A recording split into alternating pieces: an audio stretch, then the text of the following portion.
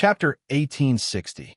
Contestants were constantly knocked down from the stage and carried away. Many of them were already cold corpses. The competition didn't forbid killing during the competition. At this moment, one could feel the extreme martial atmosphere of the Kingdom of Illness. Now, most of the places in the audition were dyed red with blood. Congratulations, if you win one more match, you can enter the next stage of the competition. The little referee at the substage of the audition was giving a kind reminder to one of his contestants. This contestant had won 7 matches in a row, and he killed his opponent with 1 strike. He was quite powerful. If I win one more match, I can advance. That's right, congratulations. Then I'll forfeit this match. What did you say? I plan to fight a few more matches here, the contestant said with a laugh that made the little referee's heart tremble. If it's possible, please arrange for me to go to the Resurrection Battle Royale. I heard that it's a battle royale with at least 100 people. Truly a bloodthirsty madman. The little referee subconsciously looked at this contestant who had won 7 matches in a row. His face was very ordinary, but his whole body exuded a terrifying bloody aura. He couldn't help but look at this contestant's name, Li Hua. In the next stage of the competition, contestants who were selected from the audition kept walking in through the passage. Of course, the number of contestants had decreased a lot. However, those who could pass the audition were already quite powerful. For the professionals in the world of chessboard. From this stage, it's not a simple duel. Mose pointed at several huge buildings in the second stage and said, "From here, you need to pass the tests in these buildings one by one. Only the contestants who pass all the tests are qualified to enter the final round." Nan Xiaonan subconsciously looked. These buildings seemed to have been completed not long ago, and there were even some waste materials left in many places. "What's in there?" "I don't know the details." Mose shook his head and said, "After all, I don't need to participate in this stage of the audition, so I'm not interested in knowing. But I heard that the dangers in each building are different, and it's not easy to pass through with force." Boss Luo saw that some contestants had already walked into these buildings, so the audition and the second stage of the audition are held at the same time. Mose nodded and said, "Because there are too many contestants, so it's set up like this. In fact, only in the final round of the third stage will people really pay attention to it. However, to the ordinary people, the first round of the auditions is more interesting. After all, it's a place where every punch hits the flesh. You can see where the killing takes place. It's not like this place where there are only a few large buildings. No one can see what happens inside. All right, little brother, I'll send you off here.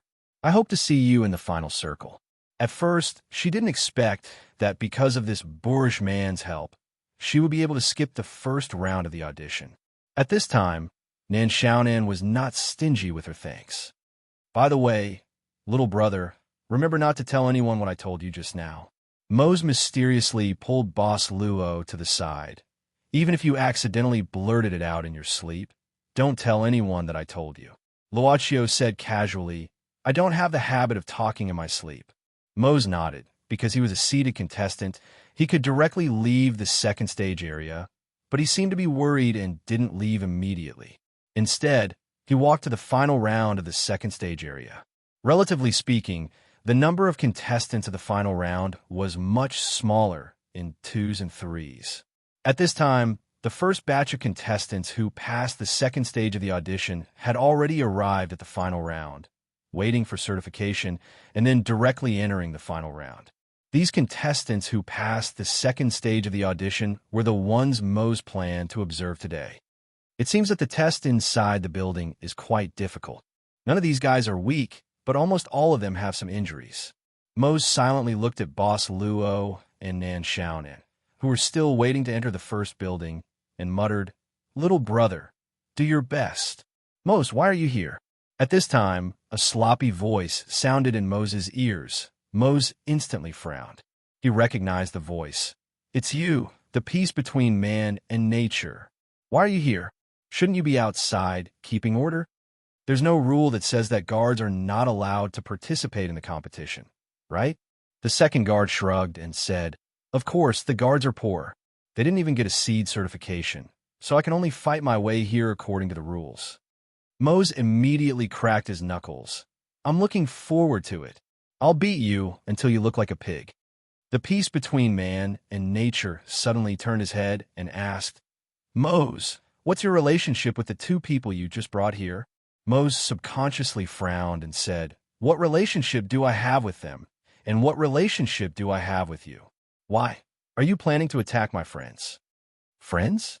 The peace between man and nature suspiciously looked at Mose from head to toe. What's the problem? The peace between man and nature shook his head. Nothing. You stay here. I'll go to the next area first. That's all, big head Mose. I said, don't call me that. Mose was stunned at this time, and then he became angry. I hate it when people call me a big head. Mose clenched his fists, his chest muscles trembled, and his eyes were as wide as a bull's. He pulled out his giant sword and said angrily, No need to wait for the finals. Let's duel. The peace between man and nature. I'll definitely defeat you this time. Menacing. He was really menacing. The peace between man and nature narrowed his eyes at this time, and his body quickly retreated, and he suddenly threw a bun. The bun landed on the spot where Mose was going to step next. Then Moses' body slid, and the giant sword directly hit the ground, and a huge crack suddenly appeared at the edge of the area. Everyone was shocked. This guy's brute force is really... The peace between man and nature muttered at this time, and took advantage of the commotion to leave without saying anything. Mose suddenly lost the trace of the peace between man and nature, and he was so angry that he cursed. Who cleaned this place today? This floor is slippery. It's really slippery. This Moses' brute force is really a bit. The greatsword had almost split the second stage of the competition into two. This was something that couldn't be hidden. The dust that rose into the air could probably be seen even from the outside of the competition grounds, not to mention the commotion that it caused. Nan Xiaonan was a bit speechless. She could easily distinguish whether it was the power of the skill or the manifestation of pure force. This Mr. Moses' strength is more than that. Boss Luo said casually at this time. Nan Xiaonan came forward and said, Mr. Luo, I've found a problem. It seems that the more complicated the people are, the more likely they will gather around you. Boss Luo smiled casually. In fact, this was not bad. He could now freely close the shop to the outside world, which was why he was in such a free state now. But even so, it was indeed as Nan Xiaonan said. And Nan Xiaonan suddenly changed the topic at this time. No matter what purpose they have in mind, and what their origin is, they will naturally make things convenient for you. Lady Nan, what do you want to say? Nan Xiaonan blinked and said, Didn't you ask me to find out your true identity with my own ability? Then, at least you should allow me to make some guesses, right? I admit that I don't have the ability to give the answer directly. Then what are your guesses now? Boss Luo was quite curious. Nan Xiaonan smiled and said, Mr. Luo, you want me to hand in the answer sheet so soon? Boss Luo shook his head, and then said indifferently, Making things convenient for others also makes things convenient for oneself. I think no one likes to encounter some troublesome things such as this. Such as this? Nan Xiaonan was startled and subconsciously looked around. At this time, some players who were about to enter the first building suddenly came together. There were a total of 5 people, and the 5 of them were stained with a lot of blood, which should be from fighting in the audition field. But there were no obvious wounds on their bodies. Obviously, it was the blood of their opponents. For example, like this, do you want to see trouble or convenience? Boss Luo smiled casually. Nan Xiaonan subconsciously said, So what if it's trouble or convenience? Then feel the trouble first. Boss Luo smiled casually. Just as he finished speaking, the faces of the 5 contestants revealed a trace of arrogance.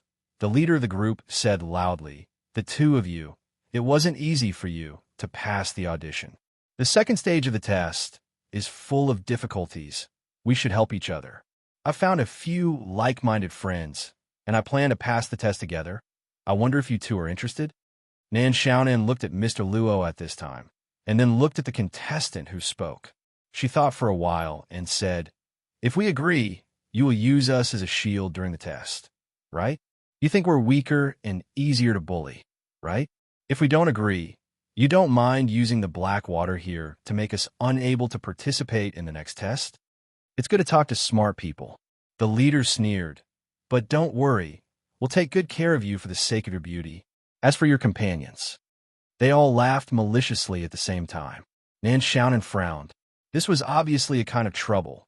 Of course, she didn't care about this kind of trouble at all. But it was still a kind of trouble. When the trouble came, she had to deal with it.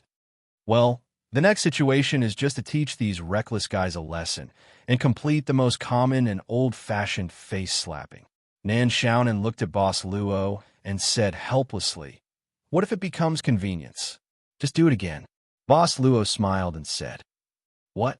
Nan Xiaonan was startled. Do what again? Do it again." She even had a feeling of being pulled away. It was as if nothing had happened. When the contradictory feeling of being pulled away from reality instantly disappeared, it was as if she had returned to the starting point. Nan Xiaonan's eyes suddenly turned into astonishment. "Guys, it's not easy for you two to pass the audition. The second stage of the test is very difficult. We should help each other. I found a few like-minded friends, and we plan to pass the test together. Are you two interested?" She had heard these words once, but this time, these words were not said to her or Mr. Luo. These words were said to the other two contestants who had just passed the audition. The target was changed. This was doing it again. But time, what about time? Time seemed to be stolen and also seemed to flow backward. What happened and what didn't happen, the past and the present. For a moment, Nan Xiaonan's brain was about to explode. She looked at Boss Luo subconsciously. Luochio said casually, "No matter whether you admit it or not, similar things will always happen. No matter how ridiculous or stupid you think it is, stories can always find a more ridiculous prototype in the reality. So, the seemingly ordinary journey is just because you completely pulled yourself out from the absurd reality." Nan Xiaonan muttered, "Although it looks ordinary, if you really look at it from your point of view, this will be the real level of indescribable existence." Indescribable existence? Boss Luo was surprised. What a special adjective. Nan Xiaonan shook her head subconsciously. "Because I can't find how to describe it, or even describe this kind of existence, the relationship between living beings, so it's indescribable. In the void of the dimension, there have been existences with similar abilities. There are some guys who are older than some of the ancient giants in the current void." Nan Xiaonan suddenly looked at Boss Luo and said slowly, "No one knows their names and everything about them. But in order to better remember these guys, we still habitually gave them a special name, indescribable existence. In other words, there are guys who can do something like this." Boss Luo nodded and smiled. Lady Nan is really knowledgeable. She didn't care about this kind of praise. She just widened her eyes. "What do you mean by something like this?" "It's our turn to go in." Boss Luo smiled and said, "I'll go in first." But seeing Mr. Luo leave leisurely, Nan Xiaonan began to draw a public notice in her mind. Could it be indescribable existence, ancient giant void power? What's that? Nan Xiaonan was confused. That's out of my league. Chapter 1861. Next, in front of the first building in the second stage, there was a long queue. One by one, the contestants of the second stage began to walk into the building in an orderly manner. Of course, the number of people who walked out of the first building was far less than the number of people who went in. Those who didn't walk out had failed the test of the first building in the second stage. Nearly 90% of the contestants were eliminated in the first stage. The elimination rate of the second stage is nearly 60%. Even so, there are still a lot of people. No wonder the first stage and the second stage are held at the same time. Dr. Gores was muttering, "Speaking of which, how many people have come to this national competition? I'm afraid all the successful guys in the world have come." He had successfully entered the second stage for some time and was currently waiting for the arrival of Sneeve and Tina. About half an hour later, the other two members of the castle trio arrived. So slow. Dr. Gores looked at the two of them with some dissatisfaction. Sneeve didn't speak, but the servant girl said, quite innocently, "Even in the first stage, there is the possibility of encountering difficult opponents. Doctor, aren't you looking down on this competition too much? Let's not talk about this. Dr. Gores shook his head. In order to wait for you to pass the first stage, I have given up more than 30 places. By the way, I just saw our captain and Mr. Butler's follower. They have entered the second stage earlier than me. I'm afraid they have passed the first stage. If we don't hurry up, I'm afraid we can't catch up with their progress. I don't think we need to catch up with them. The servant girl shook her head at this time. Dr. Gores couldn't help but be stunned, and then he seemed to realize something and suddenly turned back. Boss Luo was walking towards them with Nan Xiaonan at this time. You guys? Dr. Gores opened his mouth at this time. You guys are? At this time, Nan Xiaonan stretched out her hand at this time with a card between her fingers. After shaking it twice, she smiled and said, Yes, we have passed the second stage of the test. Next, we will enter the next stage. Doctor, you guys are so slow. Why are you only here now? It's definitely that kind of face. This kind of smug, mocking face of the villain. Dr. Gores moved his lips and took a deep breath. Then he said in a deep voice, Tina, Sneeve, let's go in. Don't waste time here. Unexpectedly, the maid asked, Mr. Luo, have you really passed all the tests in the second stage? Yes. Boss Luo nodded. I understand. The maid said seriously. In this case, can Mr. Luo announce the tests in these buildings? Were they? It will be convenient for our next action. Since we are all in the same camp, I think Mr. Luo won't mind giving us this help. We also worked very hard to complete the strategy for clearing the level. You guys don't have to do anything and can just sit back and enjoy the fruits of our labor. Isn't that a bit too cheap? Nan Xiaonan loved this part of the game the most, the bargaining part. If we suffer any losses at this stage, it won't do anyone any good. Tina said indifferently, I think that when we're facing the final guardian, one more person means one more strength. Even if we're not strong enough, I think we can still be cannon fodder at the very least. You even use cannon fodder. What a humble excuse. Since we have said this, it's really unreasonable if we don't share the walkthrough. Nan Xiaonan narrowed her eyes. But if I'm such a wicked person, what can you do? I believe Mr. Luo is not that kind of selfish type. The maid said indifferently, As for whether this lady is wicked or not, it has nothing to do with me. Oh, interesting. Nan Xiaonan chuckled and was about to continue. But Boss Luo interrupted at this time. As Tina said, we are in the same team, so we do have the obligation to share information. The information of the second stage of the test will not be hidden from you. Lady Nan just likes to joke. Since Mr. Luo had said so, Nan Xiaonan naturally could not continue to make trouble. She had to say before Boss Luo, well, listen carefully, I will only say it once. If you forget it, forget it. I don't intend to let you remember. Thank you very much. The maid said with a slight smile, as if the previous unpleasantness had not happened at all. The first building tests the ability of willpower.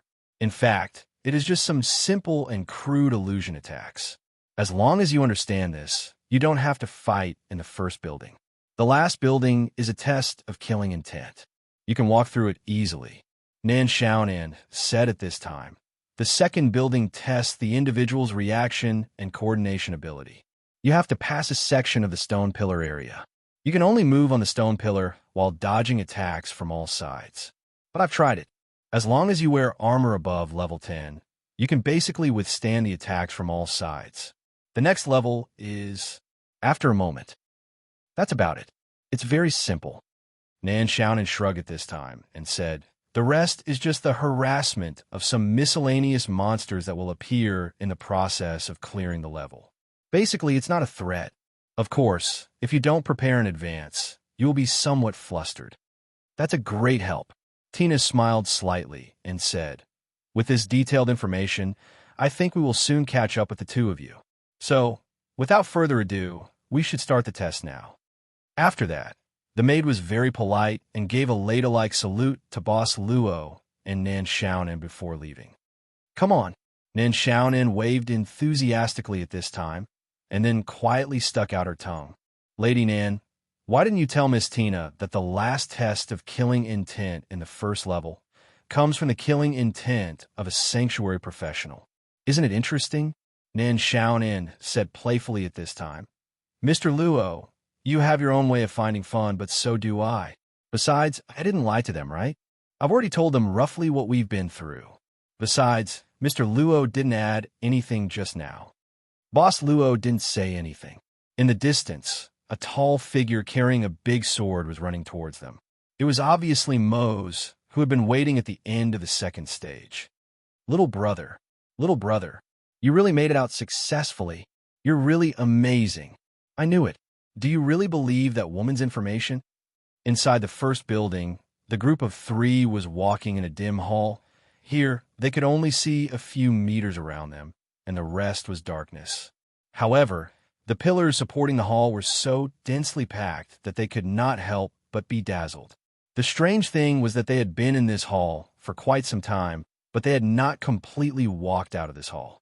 Judging from the outside, they should have walked back and forth through the first building several times. The problem was caused by Dr. Gores. Doctor, you don't want to believe it? Tina asked back. Dr. Gores shook his head. Whether it's true or not, it can only be used as a reference.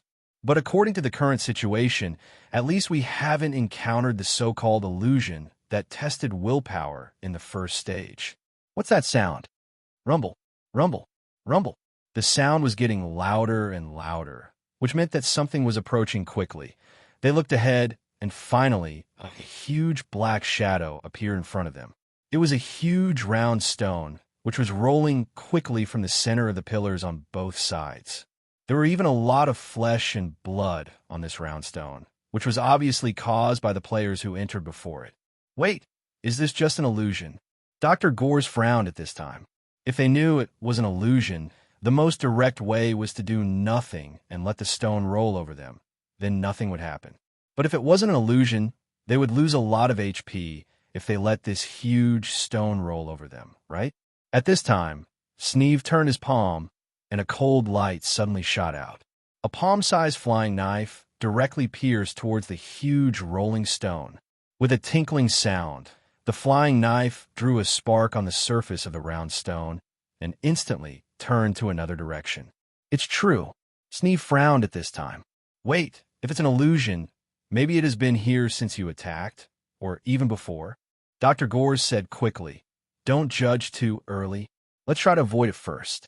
It's too easy to avoid this kind of connection. With this, Dr. Gores directly flashed to the center of the second row of pillars. But in an instant, Dr. Gores's face changed slightly, because in the middle of the second row of pillars, there was also a huge round stone that was rolling over. There's also one here. All of them. The pillars were arranged in a straight line in the hall, which meant that there were many passages. However, at this moment, there was a terrifying huge round stone in each of the passages. Let's climb to the top of the pillars first, wait for these rolling stones to roll over, and then continue to move forward. Dr. Gores reacted quickly and climbed up one of the pillars in an instant. But just as he climbed up the pillar, his face turned ugly again, because these round stones were not just one wave, but one after another. There was no end to them at all. Until now, Dr. Gores realized that it was not that he didn't see any contestants on the way, but that those contestants had already climbed up the pillars. At this time, they were moving forward with difficulty through these pillars. However, the pillars in the hall were unusually smooth. Some of the contestants who were able to grab onto another pillar in time instantly fell to the ground, and then were directly crushed by the huge rolling stones. Perhaps they had withstood the first boulder, but before they could get up in time, they were met with the second and third boulders. In the end, they were crushed into meat paste. It's just an illusion, just an illusion. Dr. Gores took a deep breath at this time. Don't be afraid. It's just an illusion. At this time, a shrill scream suddenly sounded in front. A bunch of huge flames suddenly flashed. The pillars that the contestants were holding began to burn at this time. The flames rose rapidly from the bottom of the pillars in a spiral shape. It's just an illusion, just an illusion. When the flames instantly burned on his body, Dr. Gores couldn't bear the burning pain and couldn't help but cry and fell down from the pillar. Dr. Gores, who was burning, crazily rolled on the ground, but still couldn't put out the flames on his body. But seeing the huge stone rolling on his body, Dr. Gores was frightened and covered his head with his hands. Doctor, doctor, wake up, doctor. Dr. Gores waved his hands at this time, but his hands were quickly grasped by something.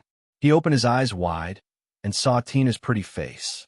Dr. Gores won, and subconsciously looked at himself. Looking around, he saw many contestants on the pillars and on the floor who were still crying in pain or constantly rolling on the ground. Some were even motionless. It's really just an illusion, but it's too realistic. Dr. Gores shook his head hard to wake himself up. That damn woman. She said this level of illusion was very rough. By the way, how did you wake up? Tina said quickly. This time it's all thanks to Mr. Sneeve.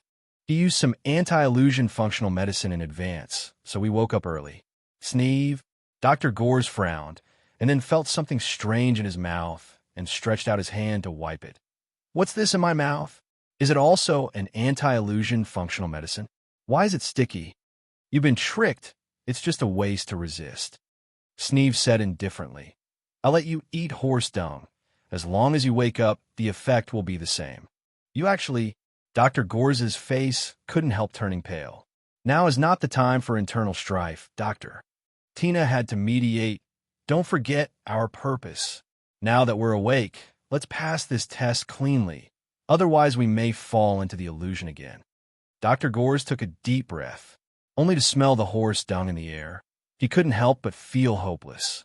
But at this moment, a sharp, murderous intent suddenly came from the road ahead. The approaching murderous intent made the three people in the castle tense up instantly. Murderous intent is actually similar to a mental attack. I knew that damn woman was not a good person, so I put on all the equipment that could resist mental attacks, and even drank 2 bottles of mental potion. This level of murderous intent is not affected by it. Dr. Gores snorted coldly. She's just Narson's cook. After I get out, I'll teach her a lesson. Suddenly, the murderous intent in front of them increased tenfold. Chapter 1862. The killing intent instantly woke up many of the contestants from the illusion, and they fell to the ground like corpses. Faced with this terrifying killing intent, the trio in the castle gritted their teeth and crawled forward in the hall. Dr. Gores was sure that even in the face of such difficulties, the captain should be able to easily pass through. But what about Nan Xiaonan? How could she easily resist such a terrifying killing intent? Damn it! If he had known this would happen, he wouldn't have failed to pick up more things from the temporary captain when he went to the elven homeland. In the past, Dr. Gores felt that it wasn't right for him to pick up too many things, but now he only hated himself for being too slow. On the top floor of the first building in the second stage, an old man with long white hair was sitting cross-legged on a high platform. Below, the killing intent that shrouded the group of contestants was released by this old man. This old man was one of the 2 sanctuary masters in charge of guarding Princess Carol's palace, the one who had been directly slapped into the ground by the Dragon Empress. Of course, while being slapped into the ground seemed to be a big deal, it was actually just a flesh wound. It was the heart that was hurt. Looks like you're planning to vent all your dissatisfaction on these young fellows. Not long after, the other sanctuary master slowly walked over. At King Amos' request, and perhaps also because of the deterrence of Queen Hilda, these 2 sanctuary masters left their original positions today, which was rare for them, and were now in charge of eliminating the contestants who didn't pass the second stage. It shouldn't be time to change shifts yet, right? I'm just here to see you. After all, that hit from Queen Hilda was quite heavy. All right, I just wanted to ask, did you find any good seedlings? They're all just average, and they couldn't even withstand half of my killing intent. If this continues, I even suspect that none of the contestants will be able to pass this stage. But before I came in, I saw quite a few young fellows who had already passed all the tests in the second stage. I'm not a martial artist like Liulo. Releasing killing intent wasn't something that could be done accurately from the start. Those guys who passed before, I only released a little bit of my killing intent. I was afraid that if I released too much at once, it would directly shock them to death. They were lucky. All right, after this batch is done, it's my turn to take over. This is actually the most difficult part of the second stage of the test. The ones after that are relatively easier. At this moment, the sanctuary master in charge of releasing the killing intent suddenly exclaimed softly, "What happened? There's a guy who can easily take on less than half of my killing intent. Ha, this is finally getting interesting. Wait, this guy is also releasing his killing intent. He's killing people." In the hall of the second stage, a figure was casually wandering among the contestants who had fallen into chaos due to the illusions. With a cruel smile on his face, he killed those contestants who didn't know what was going on. That bone sword easily pierced the hearts of the contestants silently. Stop! At this moment, a deep voice sounded in front of the bloodthirsty addict. It was the voice of the sanctuary master who had come to take over. "What are you doing? My lord, what do you think I'm doing? Bastard, you dare to kill people indiscriminately under the eyes of sanctuary?" Holding a bone sword, but his face was quite ordinary, looking like he was in his 20s or 30s. He was quite calm in the face of the sanctuary master's anger. "My lord, I remember that the rules of the tournament have always allowed killing, but there's no rule saying that I'm not allowed to attack other contestants in the second stage. Is there? These guys are all going to be my opponents, so it's beneficial for me to get rid of some of them first." What's wrong with that? They're trapped in an illusion, as if they're defenseless, and yet you're killing them. You're not a hero. It doesn't matter, hero or murderer. The person holding the bone sword chuckled. "I'm just reasonably protecting my own interests under the rules of this tournament. My lord, if you don't like it, you can ask His Majesty to change the rules of this tournament." "No need. I'll disqualify you from the tournament right now." The sanctuary master snorted coldly. "And arrest you for indiscriminate killing. You're just a puny contestant. This old man still has the power to control you. In other words, my lord, you intend to abuse your authority?" The person holding the bone sword laughed coldly. "Does that mean I can protect myself?" The sanctuary master snorted coldly and was about to teach this arrogant fellow a lesson.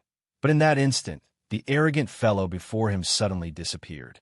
Just as the sanctum master was about to explain, he felt a chill on his neck. "My lord, if I kill you here, I wonder if I'll be violating the rules of the tournament?" The sanctuary master's eyes widened. "So you're just a good-for-nothing with enough power, but no heart of the sanctuary. Forget it. I won't kill you to save myself the trouble." The person holding the bone sword gave him a gentle push. The sanctuary master actually fell to the ground in an instant, powerless. Inwardly, he breathed a sigh of relief. "I was just kidding." A cold light flashed, and the bone sword easily pierced through the sanctuary master's chest. It was only when the bone sword pierced through his body that the sanctuary master suddenly realized his powerful magic had all fallen silent the moment he met the person holding the bone sword. Without that powerful mana, even a sanctuary master would only be a slightly stronger person. The serpent that devours all spells, one of the 3 godly weapons left in the world, to be able to die under it. It's not a disgrace to your so-called sanctuary master, is it? The sanctuary master could no longer hear what was said after that. After that, the person holding the bone sword suddenly jumped up and climbed all the way to the highest point of the building to the platform. The white-haired sanctuary master, who was still releasing his killing intent, was slightly startled. "Who are you?" "My lord, I'm here to take over. Please go down." A cold light pierced towards him. "Take over you? How dare you?" The white-haired sanctuary master snorted coldly, and the terrifying magic on his body instantly vibrated, causing the huge building to tremble in an instant. However, in just an instant, the powerful magic suddenly fell silent. In the midst of a shock, the bone sword had already pierced through the white-haired sanctuary master's chest. After that, the person holding the bone sword kicked the corpse of the white-haired sanctuary master to one side and sat down, chuckling. "Now, it's up to me to decide who should be allowed to pass. The current pace is not bad." A creature that resembled a dolphin was swimming in a huge pool, the pool in the garden of the Princess Palace. At the same time, Her Highness was also in the pool, having fun teasing these strange creatures. At the edge of the pool, the Dragon Empress Hilda was smiling as she watched Her Highness play with the water. It was just that the entire pool was now suffused with a thin layer of blood red. At that moment, the corpse of a sea monster that had been torn apart slowly floated to Queen Hilda's side. Before it even got close, the corpse of a sea monster was directly annihilated by the Empress' power. "Your Majesty, King Amos is here." Laura, the head maid, slowly walked over. She was leading King Amos here. His Majesty should have just finished his speech at the opening of the national tournament and immediately returned to the palace. Calculating the time, he did not even stop on the way. "Yamos, huh? Just in time." Queen Hilda did not look back. She looked at Princess Carol, who was playing in the pool, and said in a doting tone, "Come and see Carol, such a lively child." Indeed, King Amos smiled and said, "I haven't seen Carol this happy in a long time. He really does look like a monster." Queen Hilda stared at the Yamos King and said expressionlessly, "That's what you think, isn't it?" The Yamos King said indifferently, "I gave Carol everything I could, just so that she could live a happy life. How can my child be a monster? Why is he here? Mother, I don't want to see this guy. Mother." In the pool, Princess Carol suddenly exerted force with both hands and tore apart the dolphin-like water monster that was hugging her. She shouted angrily, "Get lost! Carol, be quiet." The Dragon Queen looked at Princess Carol with a cold glint in her eyes. Her Royal Highness instantly shuddered and shut her mouth tightly. Queen Hilda then looked at King Amos and said, "It seems that even if you give her everything you can't gain Carol's favor. Yamos, I've kept Carol in your palace, but she has never changed her attitude toward you. I'm really disappointed about this. As long as half of the royal blood of Elnis remains in her body, I won't let her return to the Dragon Clan on the continent. No one can take my child away from me," the Yamos King said unyieldingly. "No one can take my child from me." "Yamos, do you know who you're talking to?" "I know," King Amos said slowly. "As I said, I'll give her everything I can, even if it's you, Hilda." The last bit of dignity as a father? Queen Hilda suddenly smiled faintly and caressed King Amos's face. "This is one of few things I like about you. Don't let me down in the future." With that, Queen Hilda waved at Princess Carol and said, "Carol, stop playing. Let me think. You haven't had dinner with your father for a long time. Tonight is a rare opportunity. Let's have dinner together." She knew that she couldn't disobey the Dragon Queen's order, even if she was her daughter. Princess Carol walked out of the pool unwillingly, but her eyes were fixed on King Amos. Suddenly, Princess Carol said, "Mother, I want to watch the national competition." The Dragon Queen smiled and said, "Today is the first day, and we're still in the elimination stage. There's nothing to see. Let's wait until the finals. Don't worry, since they're young talents from all over the world, they'll probably meet your requirements." "I can't wait." Princess Carol sat down on the ground. "It's too slow. I don't want to wait anymore. Even if you say so, there are still too many people participating in the competition." Queen Hilda shook her head. "But it'll only be a few days at most. I'll be with you during these days." "I don't care. I don't care. I want it now. I don't care. I really don't know what to do with you, child." Queen Hilda shook her head and looked coldly at King Amos. "All right, Yamos, think of a way to coax this child. The competition's schedule has been set, and it's already started." King Amos thought for a moment and said, "But if Carol feels bored, I can order some of the seated contestants to fight first." "Carol?" Queen Hilda looked at Princess Carol, as if asking for her opinion. "I want to see the birth of the real champion." Princess Carol didn't give up and even rolled on the ground, throwing a tantrum. A maid who was waiting for orders even had her head smashed and fell into the pool because of Princess Carol's beating. "It doesn't seem like a good idea. This child won't stop." Queen Hilda shook her head and pondered for a moment before saying, "Okay, I know what to do." King Amos looked at Queen Hilda subconsciously. The Empress of the Dragon Clan opened her palm, and a pearl appeared in her palm.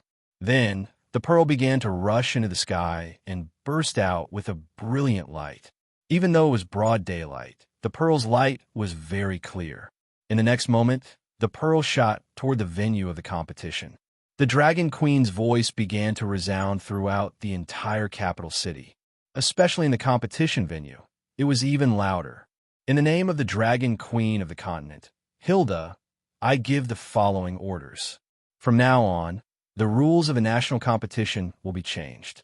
All selection battles will be canceled, and it will be a competition for all contestants. Before dawn, no matter who it is, as long as they can come to me with the pearl, they will be the champion of the competition. I will give the winner a chance to be baptized in the Dragon Clan's holy pond. The Dragon Queen's voice still echoed in the streets of the capital. Everyone was silent. At this moment, in the palace, after giving the order, Queen Hilda looked at Princess Carol with a smile. How is it, little darling? You will soon see the birth of the champion. Great. This is fun. Princess Carol's eyes blazed. Finally, I don't have to be so bored. Hilda, are you planning to turn the entire capital into a battlefield? King Amos suddenly asked. What? Didn't you say you would give everything you could? You can't bear to? Queen Hilda asked with a cold smile. King Amos said indifferently, I just want to know if you can start preparing for tonight's dinner. Chapter 1863. The Imperial City, the Guards Division, the Pavilion in the middle of the lake. The voice of the Dragon Queen Hilda gradually faded away. At this moment, a figure stepped on the lake water and landed in the pavilion in the middle of the lake. He came in front of the sacred swordsman Liolo. Teacher, Quark, who had just come to the sacred swordsman's side, had a solemn expression. Do we need to do anything? The sacred swordsman was silent. Teacher, sacred swordsman Liolo slowly exhaled. As long as the Dragon Emperor's barrier remains, the army outside the Imperial City will not be able to enter. With the current strength of the Guards Division, the Forbidden Army, and the City Defense Force, it is simply unrealistic to want to control so many professionals. Teacher, the Dragon Queen has added the champion's reward. The Dragon Race's holy pool is equivalent to directly leading to the holy domain, reaching the heavens in a single bound. These professionals participating will go crazy. In this case, the Imperial City will probably... Quark frowned. Why would Queen Hilda give such an absurd order? Absurd? The sacred swordsman shook his head. In my opinion, it is not absurd. Teacher, what do you mean? The sacred swordsman said faintly. King Amos has already conquered all the countries.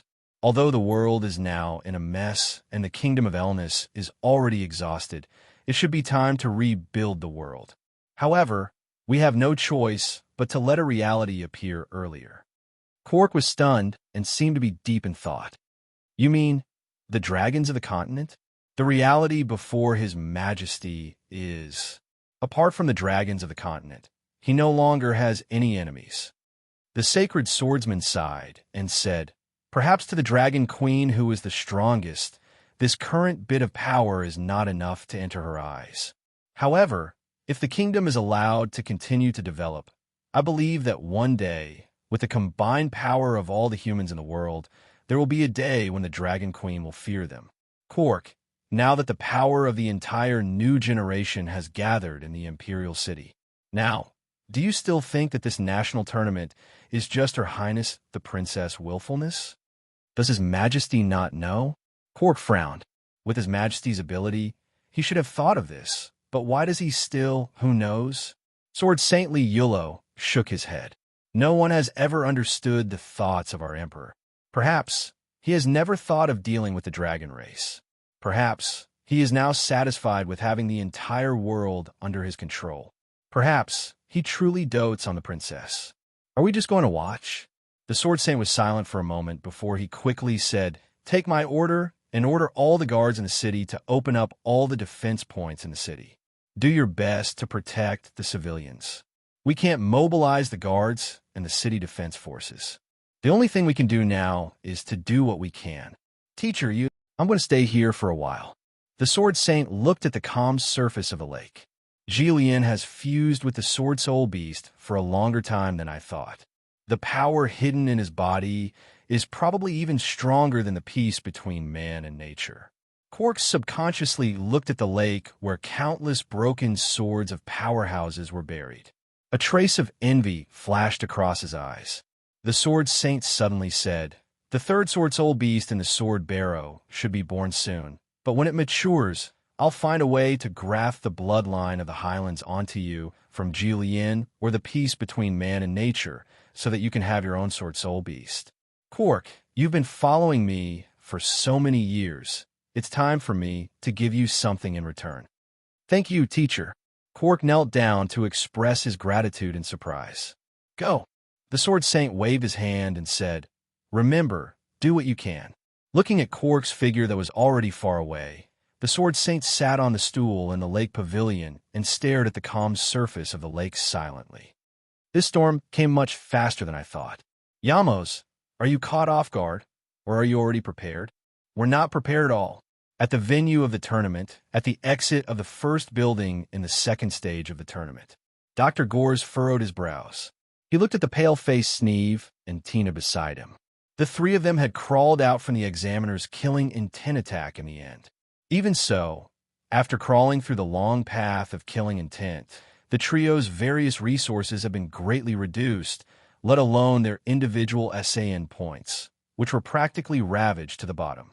Originally, after clearing the first building, the contestants would be given some time to rest so that they could continue with the following challenges. Of course, they could also choose not to rest. As for Dr. Gores and the other two who chose to rest first, they had not even sat down for more than a few minutes when the Dragon Queen's voice of changing the rules of the tournament rang out. Damn it! If I knew this would happen, we wouldn't have rushed to the first stage of the challenge so quickly. Dr. Gores was quite confused at the moment. Not only him, the contestants who walked out of the first stage of the challenge were also confused. "What do we do?" Tina looked up at him. Dr. Gores gritted his teeth and said, "Forget it. Let's find that Luo guy first. The storm is about to start. Fighting alone is not good for us." On the platform of the first building, holding a bone sword, the ordinary-looking young man glanced at the white-haired sanctuary master who had rolled off the platform and whose corpse had long since turned cold. Then, he slowly stood up. "You're really reckless. Hilda." He smiled faintly and slowly walked down the steps of the platform. "All right, I've collected most of the materials anyway." Just as he walked down the platform, he jumped down into the hall below. At the same time, the motionless corpse of the white-haired sanctuary master under the platform suddenly trembled. Then, the white-haired sanctuary master's arm suddenly shot up. Almost all the contestants, whether they were in the second stage or the first stage of the elimination round, even those who had been seeded early on and were the favorites to win the tournament, were at a loss. This isn't a joke. This really isn't a joke. I saw the orb. The orb that fell from the sky fell directly into the first stage of the elimination round. Then, under countless gazes, it fell in front of a child who came with his family to join in the fun.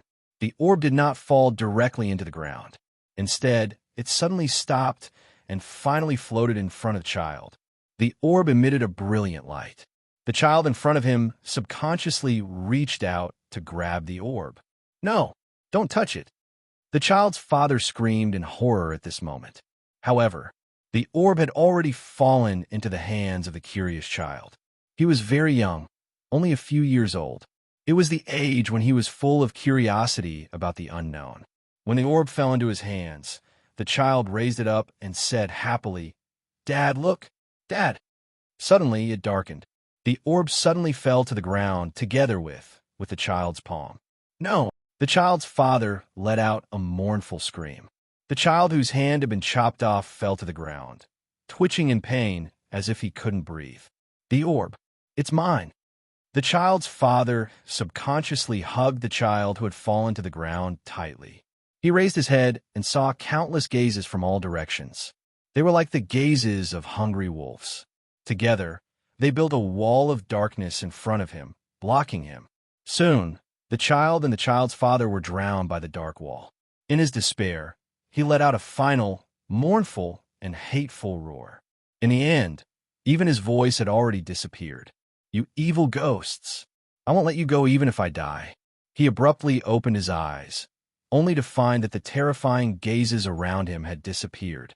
He was already in an alley behind a house. At this moment, The child's father saw a handsome young man who was holding his child with one hand. "It's you who saved me. I seem to have seen you somewhere." The child's father was stunned, and then hurriedly got up. "My child? How is my child? Is he? He's not dead, just fainted."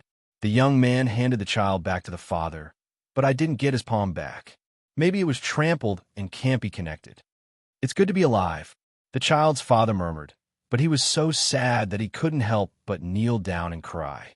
"Hurry up and find a safe place to hide." The young man looked into the distance. "I'm afraid this chaos won't stop until dawn." With this, the young man walked out. "Sir, may I ask who you are?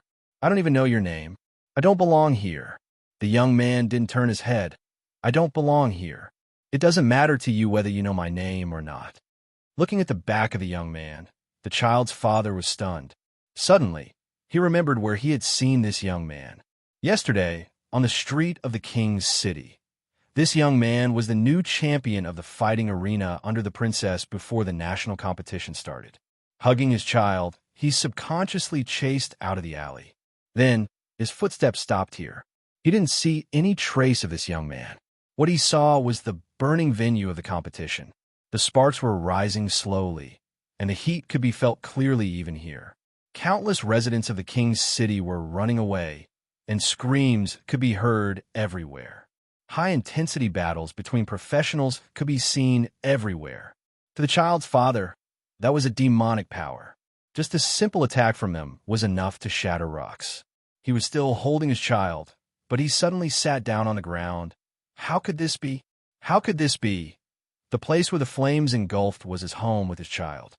He swung his sword in a circle, and several professionals who surrounded him were instantly sent flying. Mo Sang stabbed his sword into the ground and roared, "I am the #1 follower of the general, Mo Sang. If you're not afraid of death, come and let me kill you. I'm so angry, I said I don't have the orb. Which son of a bitch is framing me? Kill him. The orb must be in his hands. You're not afraid of death. I want to fight 20 of you. Come on."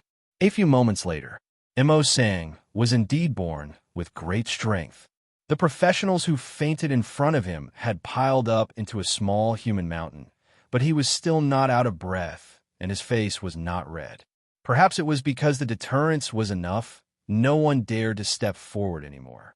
Mose finally found the time to talk to his little brother. "Little brother, it's very dangerous all around. Don't leave my side," Mo Sang said in a rough voice. "I'm very strong, but I can't run fast. If you go too far, I won't be able to catch up." "Thank you, Mr. Mo Sang."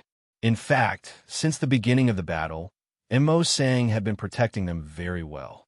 Even though the battle gradually became fierce, Boss Luo and Nan Xiaonan were not affected at all. Perhaps this was what Mr. Luo meant by convenience. With a bodyguard like Mo Sang, Mr. Luo's easy mode, Nan Xiaonan thought. Regarding Mo Sang's protection, Boss Luo asked curiously, "Mr. Mo Sang, you've been protecting us. Aren't you afraid that we'll harm you in the end?" My mother said that people who ask these questions are usually good people who think for others. Mo Sang said in a low voice, "Little brother, you're afraid that I'll waste my strength, right? Don't worry. My endurance is very good. When I was plowing the fields in the countryside, I was the one who plowed everyone's fields.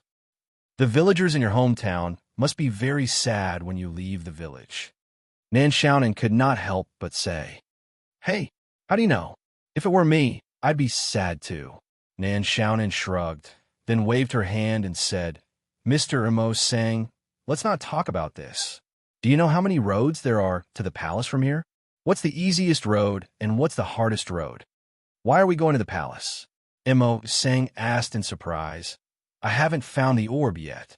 Nan Xiaonan rubbed her bangs and said, "We don't even know who has the orb now. How are you going to find it? Do you still remember what the Dragon Queen said? Only the person who brings the orb to her will be the winner.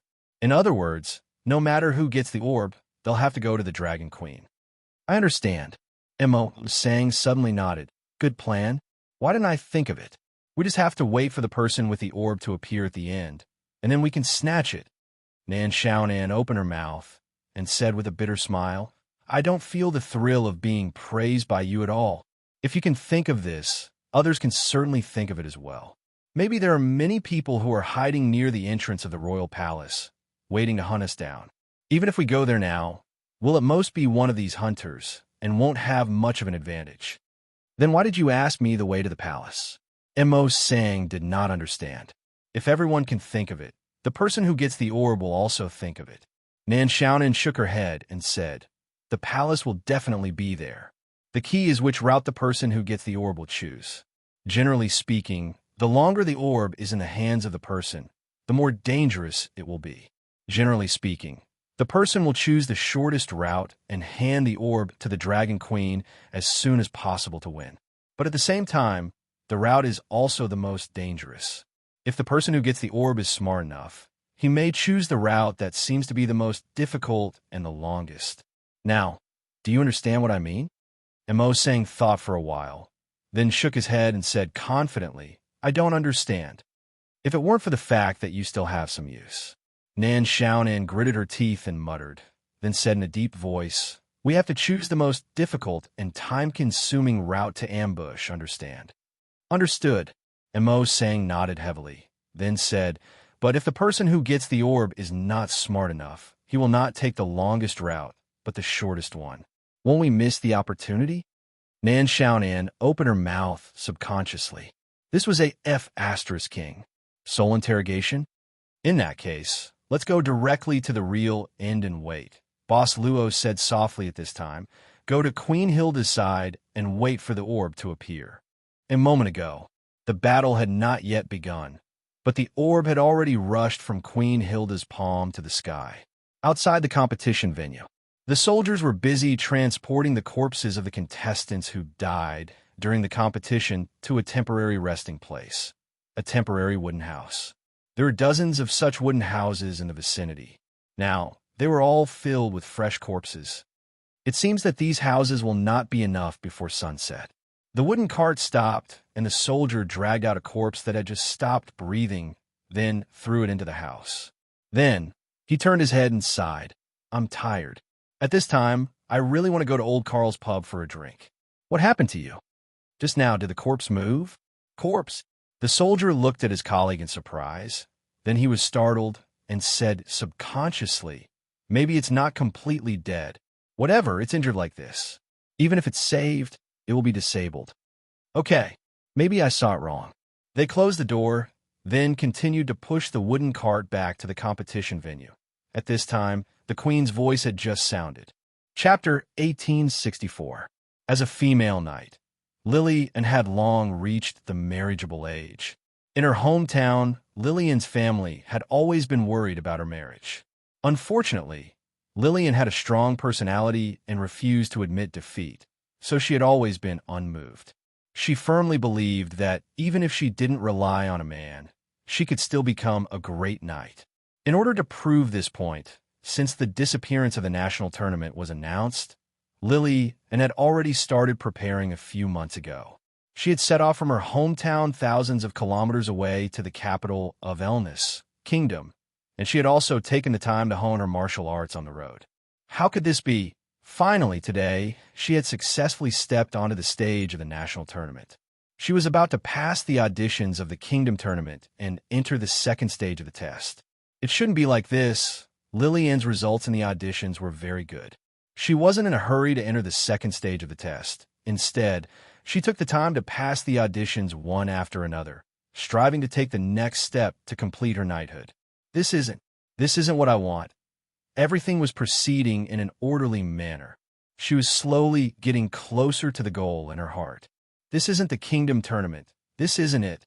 This kind of difficult but fulfilling feeling made Lillian fascinated. She enjoyed the sweat that spilled out from the competition.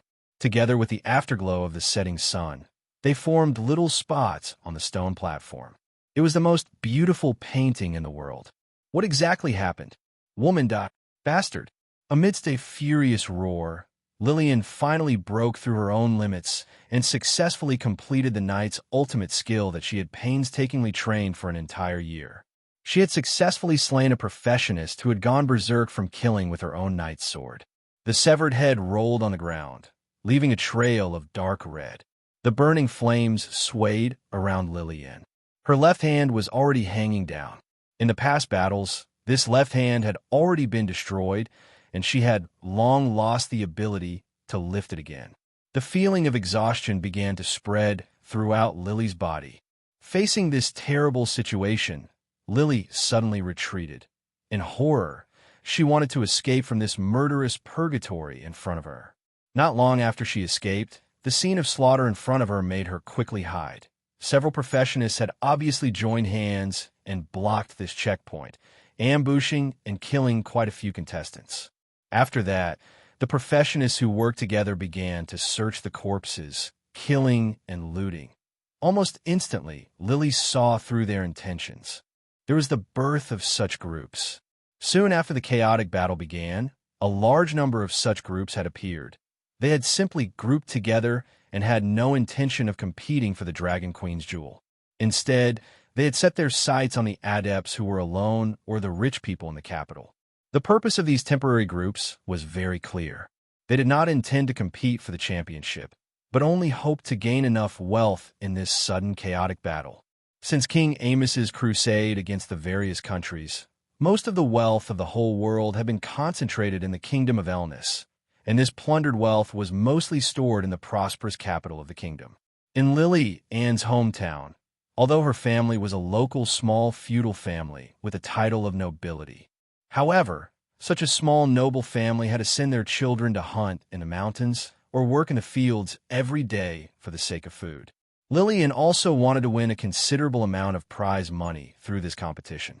She would take the prize money back to her hometown to improve the environment of her family, and at the same time prove to her parents that, even as a woman, she was absolutely not worse than the 7 contestants before her. As one of the 8 women of a small feudal lord at the border, Lillian had a long-term goal. Oh no, they found me. Lillian abruptly reacted and subconsciously retreated. But just as she took half a step back, her body naturally bumped into something. She bumped into someone. A female knight? TSK, TSK. Where are you running to in such a hurry? Lillian suddenly waved the knight sword in her hand, but the person behind her seemed to have anticipated this and punched Lily Ann's injured left arm without saying anything. After a few fierce fights, Lily Ann's physical strength was almost exhausted. At this time, she did not have the strength to resist at all and was instantly blasted away by the person behind her. She fell to the ground and rolled forward. She only felt a sharp pain, and at the same time, the world was spinning. As soon as she stopped, her hands and legs were directly pressed to the ground by several professions. Another one came, and a good female knight.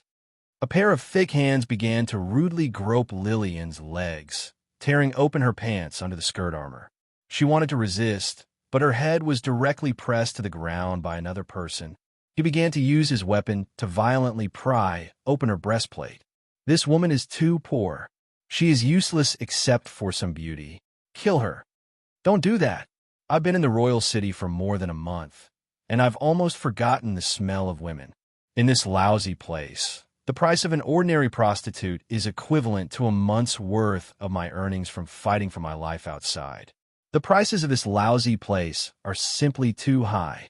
Idiot, I don't have time to wait for you to finish, and I won't help you when you're doing it. I haven't played with a female knight yet. I don't want the rest.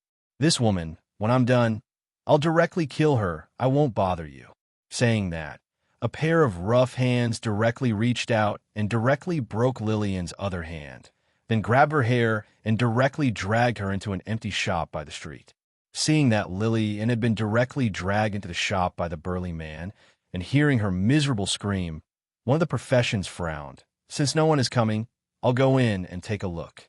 Damn it, this bunch of trash. The leader of the professions immediately frowned. This team was temporarily put together by him, and they did not know each other, but put together for the sake of the immediate benefits. But he did not think that he would have such bad luck to actually team up with such trash. At this moment, a trace of murderous intent flashed in the eyes of the temporary leader, and his hand quietly reached for his weapon. But at this moment, he suddenly turned around, his whole body on alert. What happened? Another temporary partner at this time asked nervously, while at the same time looking straight ahead. It was empty in front of them, except for the corpses that they had not had time to deal with. There was no living thing. I seemed to feel something approaching. The temporary leader frowned, and then carefully walked up. Suddenly, he shouted, "Who is it? Come out." Everyone instantly drew their swords and was on alert. At this time, behind the wall, a person with terrible wounds all over his body, as if he would fall at any time, walked out with difficulty. Seeing this, everyone breathed a sigh of relief. A guy who was seriously injured to this extent was obviously not dangerous. At this time, the temporary leader also slowly breathed a sigh of relief, then turned back and waved his hand, "Find someone to deal with this guy, and search his body for any good stuff." Okay. At this time, a bandit swung his knife, walked past the temporary leader with a grim smile, squinted his eyes, and walked in front of the wounded man. He licked the tip of the knife, then sneered, "Sir, do you like the heart or the throat?" "I prefer the throat." With that, the bandit's dagger directly slit the throat of the seriously injured man.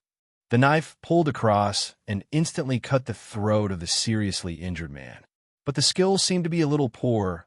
Only half of the man's head was cut off, and half of the man's head was still connected. At this time, the bandit shrugged and did not care at all. Seeing that the seriously injured man was still standing at this time, he subconsciously reached out and pushed the man's chest. At this time, the seriously injured man's hands suddenly grabbed the bandit's arm. The bandit was shocked to see that this guy who had half of his head cut off could still raise his head at this time. More than half of his cheek had been bitten clean by something. "What is this?" The thief sucked in a breath of cold air, but at this moment the heavily injured man suddenly opened his mouth and bit his neck. A dash! The screams of the bandit's companions instantly alerted several professionals who were dealing with the bodies of the victims at the back, including the temporary leader. They turned around at the same time, only to see the bandit trembling all over and then sliding to the ground bit by bit. At this time, the seriously injured man looked at them with his mouth full of flesh and blood. There's more. There's more dash. Behind the temporary leader, a swordsman at this time pointed forward in horror, pointing behind the seriously injured man. At the place where the seriously injured man walked out, people with similar appearances walked out one after another. They were men, women, and even old people. They all lowered their heads, and their bodies seemed to be very stiff, but their movements weren't slow. In just a moment, more than a dozen of such guys had walked out. At this time, these guys seemed to be stimulated by something at this time. They suddenly raised their heads and then rushed toward the professionals crazily. "Get ready to fight," the forest guard leader shouted at this time. "Something seems to have happened outside. I'll go and check it out. Don't break this woman. I haven't done it yet, but it'll be soon." Lily struggled desperately. Her equipment, clothes, and even the last loincloth were already in the hands of the bandits. She could only desperately clamp her legs together. This was her last and most desperate defense. "I won't let you go. After I die, my soul will become a vengeful spirit. I'll follow you until death. I'll always curse you dash. We, from the beginning, knew that we would die a horrible death. But so what? Even if you really curse me, you can't erase what I'm about to do to you. Ha ha ha. Other than despair, you haven't given me any happiness." However, a scream came from outside.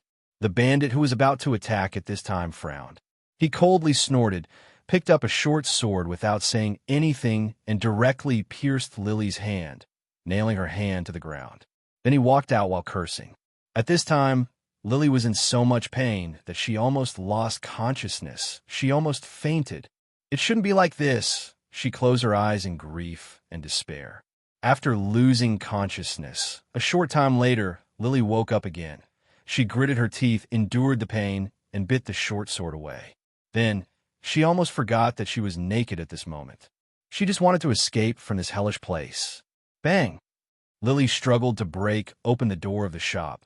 Her whole body was unstable and fell to the street. She rolled on the ground. The moment she opened her eyes, what she saw was a very twisted face. the face of the bandit who was about to rape her. She didn't know what terrible things he had experienced to make his face appear so twisted. Lily was frightened and moved her legs away. She looked up. She saw that the whole street, at this time, countless eyes were looking at her. Those people, those men, those women, those old people, and even those children. That was extremely bloodthirsty eyes. Lily even saw the temporary leader of this group of bandits. At this time, he had become the same, kind of no longer looked like a human. Lily found that she couldn't move. She sat on the ground in a daze, staring blankly at these fellows as they slowly surrounded her. She suddenly laughed out loud, a tragic laugh.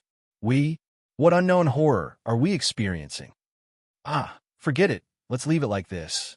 Lily slowly closed her eyes. Perhaps I should listen to the arrangement of my family, stay in my hometown, and find a marriage. I haven't experienced. This is really not reconciled. Lady, don't give up.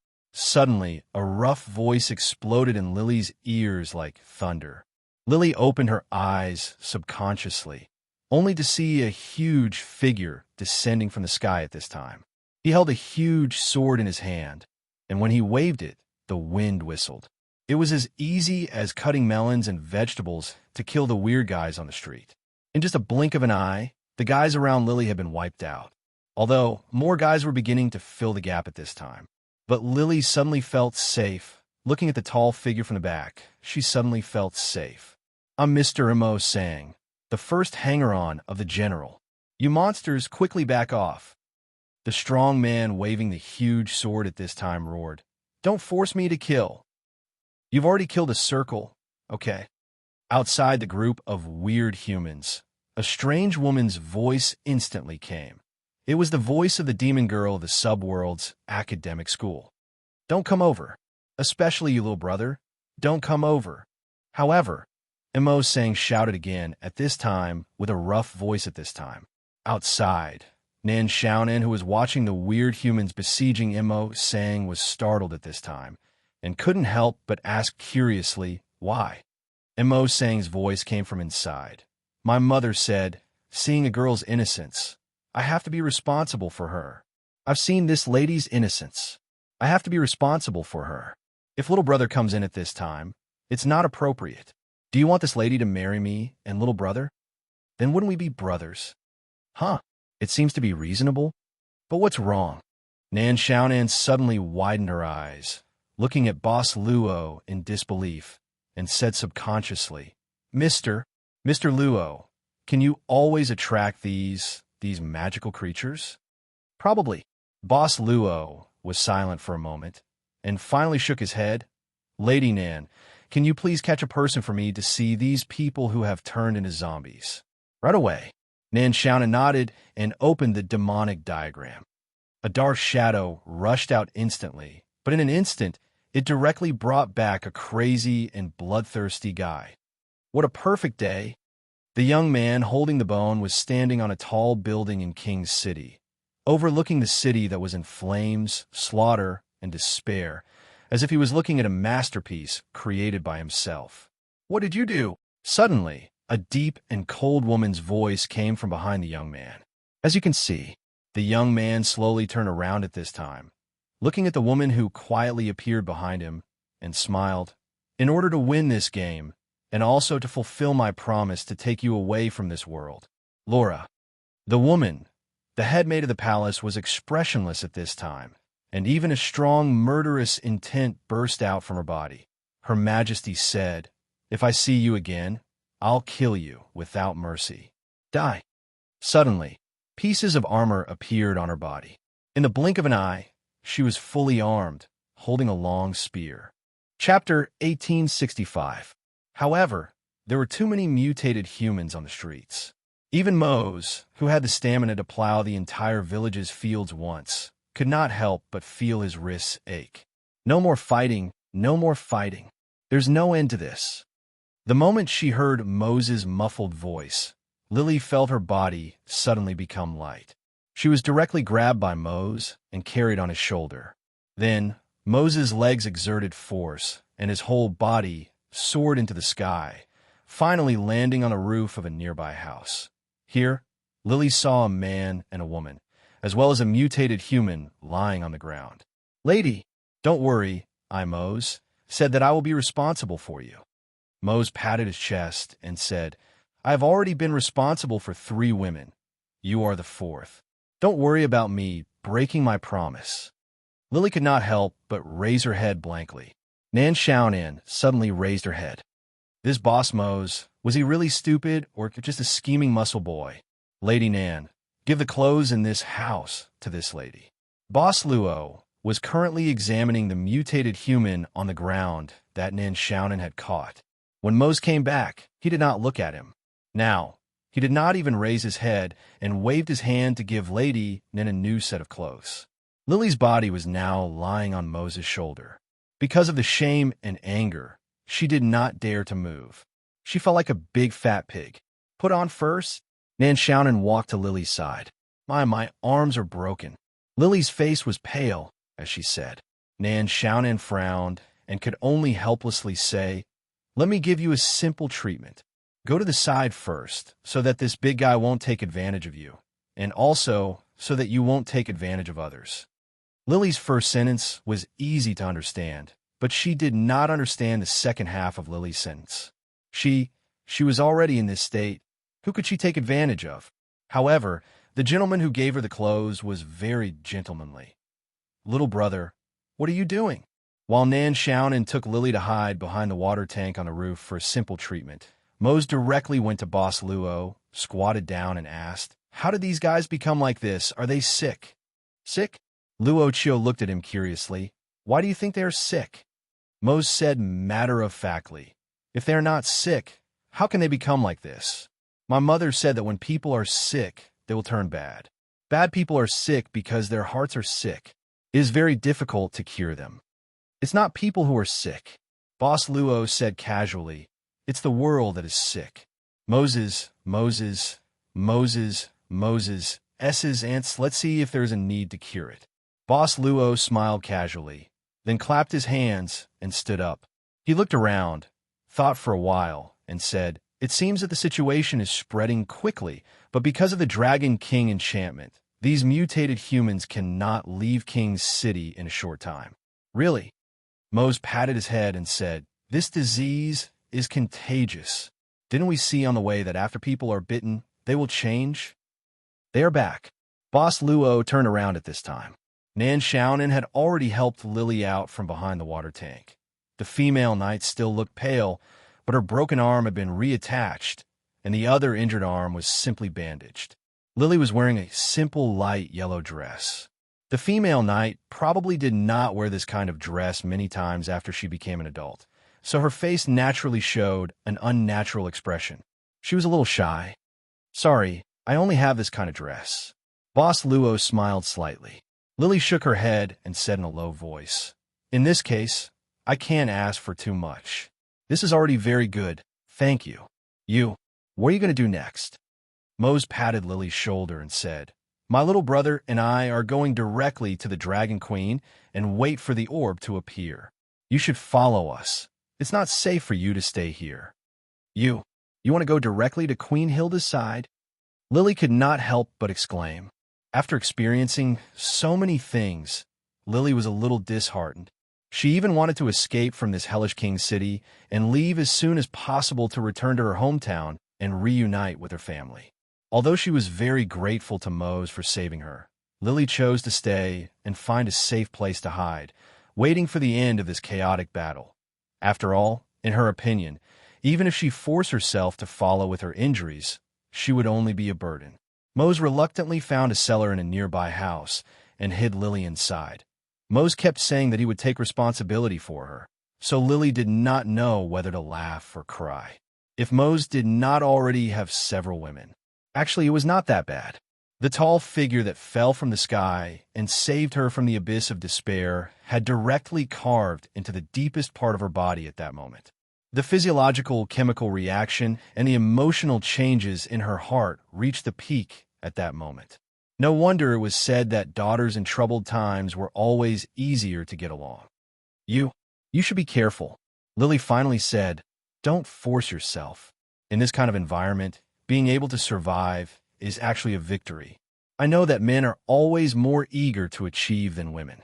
But even if you assume that there is still someone here waiting for you to come back safely. Mose touched his head at this moment, looking troubled. You don't want to? Lily could not help but frown. In fact, intense emotions came as quickly as a storm, but also cooled down quickly. Mose shook his head and said, No, it's just that I can't promise you this. My mother said that if a man is going to war, never tell his woman that he will definitely come back. Why? Lily could not help but look surprised. Mose said, Because my mother said that this is called the flag of death. Usually, when a man gives this kind of promise, he will not come back in the end. My father was like this. When he was young, he knocked up my mother and then ran off to war, saying that he would come back to marry her after the war. In the end, when I was 3 years old, his ashes were sent back. Anyway, I will be waiting for you here. Lily took a deep breath and shook her head. Besides, I really can't move in my current state. This guy's mother, maybe she is easy to get along with? Lily suddenly thought, it's not a pathological infection? Nan Xiaonan could not help but say in surprise. Outside the cellar, Boss Luo nodded. Biting and devouring living people should be the reason why the savagery hidden deep in the body is aroused. The most important reason is the qualitative change in the soul, which led to the appearance of bloodthirsty madness. Of course, to a certain extent, this also makes them numb to pain and greatly excavates the body's potential. Nan Xiaonan rubbed her bangs and frowned. When I was traveling the world, I once saw a race like this in a world. After they went crazy, they were like this. They were not afraid of death and would not stop until they died in battle. They called this kind of warrior the berserk barbarian. It probably means berserker, but if it's not a pathological infection, how did they infect others? It should be through the erosion of the soul. Boss Luo opened his palm at this moment. In his palm, a dust-like black light spot gathered here and did not disperse. This is something dispersed from their soul. It is very easy to adhere to the human mind and then directly erode the soul in a short time. These things will not appear for no reason, which means Nan Xiaonan thought for a while and said, Someone is behind this. It is highly likely that it is Wally. But is this practice allowed? Gorgia said that he wanted to spread the virus in this world and was immediately punished by the chessboard. Once this mutation spreads, this chessboard world will probably enter the destruction mode, right? Will the chessboards will allow this? How many possibilities do you think of? Boss Luo asked curiously. Is there an exam again? Nan Xiaonan couldn't help but roll her eyes. Then, she opened a candy and put it in her mouth. While thinking, she said, The chessboard may judge that this behavior will not really cause the world to be doomed. There are many reasons. For example, the existence of the Dragon King enchantment can effectively prevent the spread of this disaster. With the power of the Dragon Queen, as long as she wants to, it won't be very difficult even if she kills all the people in the King's City. At most, it will just take some time. Also, the mutation of these people has a time limit. When the time is up, their madness will stop, so it doesn't have the ability to spread on a large scale. Or the person who caused this disaster has the ability to stop it at any time. And Nan Xiaonan frowned deeply. There's also a stone fragment in Wally's hand. As long as the fragment exists, he can to a certain extent violate the rules set by the chaotic will of the chessboard to act. This is the most likely possibility. He has gone deep into the world of the chessboard many times and knows more secrets than anyone else. It seems that he wants to use this method to force King Amos to summon the kingdom's guardian. Is there anything else? Boss Luo suddenly asked. Nan Xiaonan said in surprise, Anything is possible. After seeing so many things, you know that no matter how incredible it is, it will happen. But in the current situation, of course, we should choose the most likely one. Otherwise, if we really want to talk about it, should we start from the beginning? However, there is still another possibility. Oh, this is allowed by the will of the chessboard itself. Nan Xiaonan said with a serious face, This is the masterpiece of the will of the chessboard itself. It doesn't allow outsiders to destroy the ecology of this world, but it doesn't mean that it won't allow itself to do this. But what is the benefit of this to the will of the chessboard? Boss Luo suddenly said. The orb seems to have appeared. Nan Xiaonan was startled and subconsciously looked ahead. She saw that somewhere in front of her, there was an incomparably desperate battle taking place at this moment. The scale of this battle was no longer the small skirmish from before. Instead, it was abnormally desperate. If these powerful professionals are infected, I'm afraid that the entire king's city will be destroyed. Nan Xiaonan shook her head and said, even if a champion is born in the end, the damage to the king's city will last for a new generation. That King Amos is really patient. Little brother, I'm fine now. Moses' voice came. Nan Xiaonan instinctively reacted to this sentence and said, so fast? You don't have much endurance. Oh, it's okay. Mose frowned in confusion, but he felt that something was wrong, so he gave up thinking. There is no time to lose. Let's hurry up. I'll lead the way. You guys follow me closely. As he spoke, Emo Sang pulled out his sword and rushed out of the door. Awe-inspiring, Nan Xiaonan shook her head. When she was about to say something, she saw Boss Luo suddenly open his palm. Nan Xiaonan was shocked because she knew that Mr. Luo's palm contained a terrible substance that could infect human souls. What did he want to do? While he was still in shock, the black dust in the owner's palm was blown away by a gust of wind, and then quickly flew behind Mo Sang. In the end, the black dust directly attached to Mo Sang's back and instantly merged into his body. Mr. Luo, what are you doing? Look, Mose had stopped at this time. The big sword was directly placed on the ground, and he stood motionless with his head lowered. However, after a few breaths, Mose shook his head and turned back as if nothing had happened. Little brother, sister, don't just stand there. Hurry up. He's fine. Nan Xiaonan couldn't help but ask in surprise. He's not infected? Boss Luo said indifferently at this time. Among the countless possibilities, is there a possibility that some people are born immune to this kind of infection? Even if the whole world is in a disaster, they can still survive as the tinder of hope. Destroy, repair, destroy again, repair again. Nan Xiaonan's heart moved. The will of the chessboard is transforming this subworld according to its own ideas. Boss Luo smiled slightly. I'm quite interested in Mr. Moses' mother. Nan Xiaonan was surprised. It turned out that he had such a strong taste. No wonder what she did before didn't work at all. Mr. Luo, I'm actually quite old, Nan Xiaonan suddenly said solemnly. I mean, don't you think that Moses' mother's education for Mose is out of place compared with the mainstream of this world? Boss Luo directly skipped the question of age. What does this mean? Nan Xiaonan shook her head and said, in every era, there will always be ideas outside the mainstream, but they are not recognized by the public. In history, there are minorities. I don't think there is such a thing as the so-called flag of death in this world. Boss Luo shook his head and then said seriously, since anything is possible, why can't there be a game participant in the past who got the fragment to avoid the punishment and death situation of the game failure, and stay in this world to live? Mo Sang's mother might be someone from outside the chessboard? Nan Xiaonan suddenly snorted at this time. I knew that the sealed guy in the roaring forest was full of lies. In the roaring forest.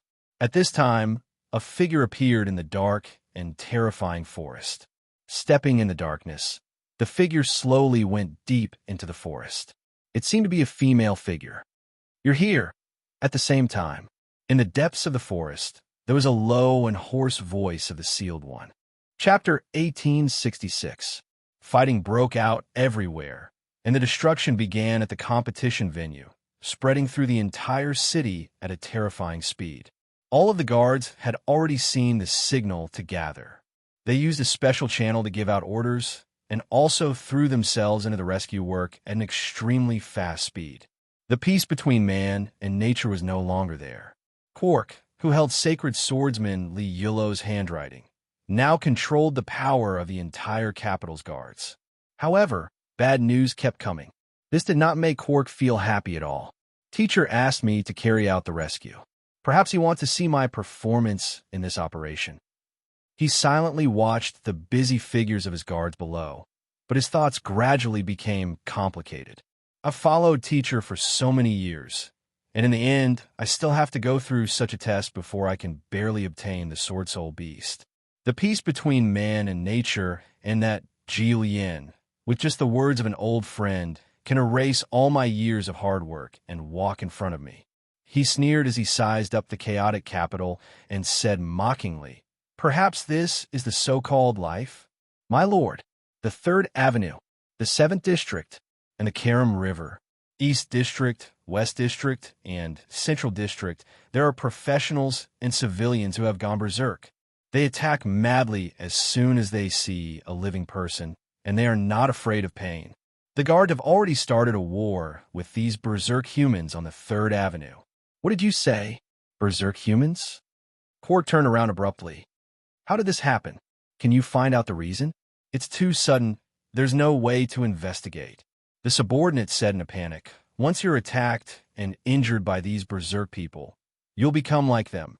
I only found that the guards didn't know at first and suffered losses. A large number of soldiers have also been infected. They've started to evacuate from several main avenues and are currently converging in the direction of the palace. What about the city guards? Don't mention it. A group of professionals broke into the city guards' headquarters amidst the chaos. The city guards' governor was assassinated, and they also lost a few high-ranking officers. Now the entire city guards' command system is in chaos. In addition to the killings in the capital and the sudden and terrifying spread of the disease, they can't even take care of themselves and have even started to withdraw. Now, only our people are left, still trying to evacuate the civilians. But my lord, the shelters in the city are almost full. The chief wants us to save as many people as possible. Quark said in a deep voice, "Pass down my orders. Open the garrison compound and take in the fugitives. Requisition all the buildings within a 100-meter radius from the main street of the garrison and send men to guard the 4 corners. Since there aren't enough shelters, let's create a temporary shelter street. If that's the case, I'm afraid we don't have enough manpower. Along the way, there should be some scattered soldiers from the city defense team. Try to temporarily incorporate them as much as possible." Quark quickly said, "In the name of the sacred swordsman, it's a time of calamity now. Let's not bother about the problems with the system. If there are any troublemakers, charge them with treason during wartime and execute them before reporting." Then, Quark issued a series of orders until his subordinates left with their orders. Only then did he hurry back to the pavilion in the middle of the lake in the courtyard of the Guards Division. What happened in the Imperial City was completely out of his control. The danger of the situation had even exceeded everyone's expectations. At this moment, Quark knew he could only discuss it with Sword Saintly Euro. Even though this might lower his teacher's evaluation of him, if he did not know his limits, it would only make things worse. He was afraid that his teacher's evaluation of him would only be lower.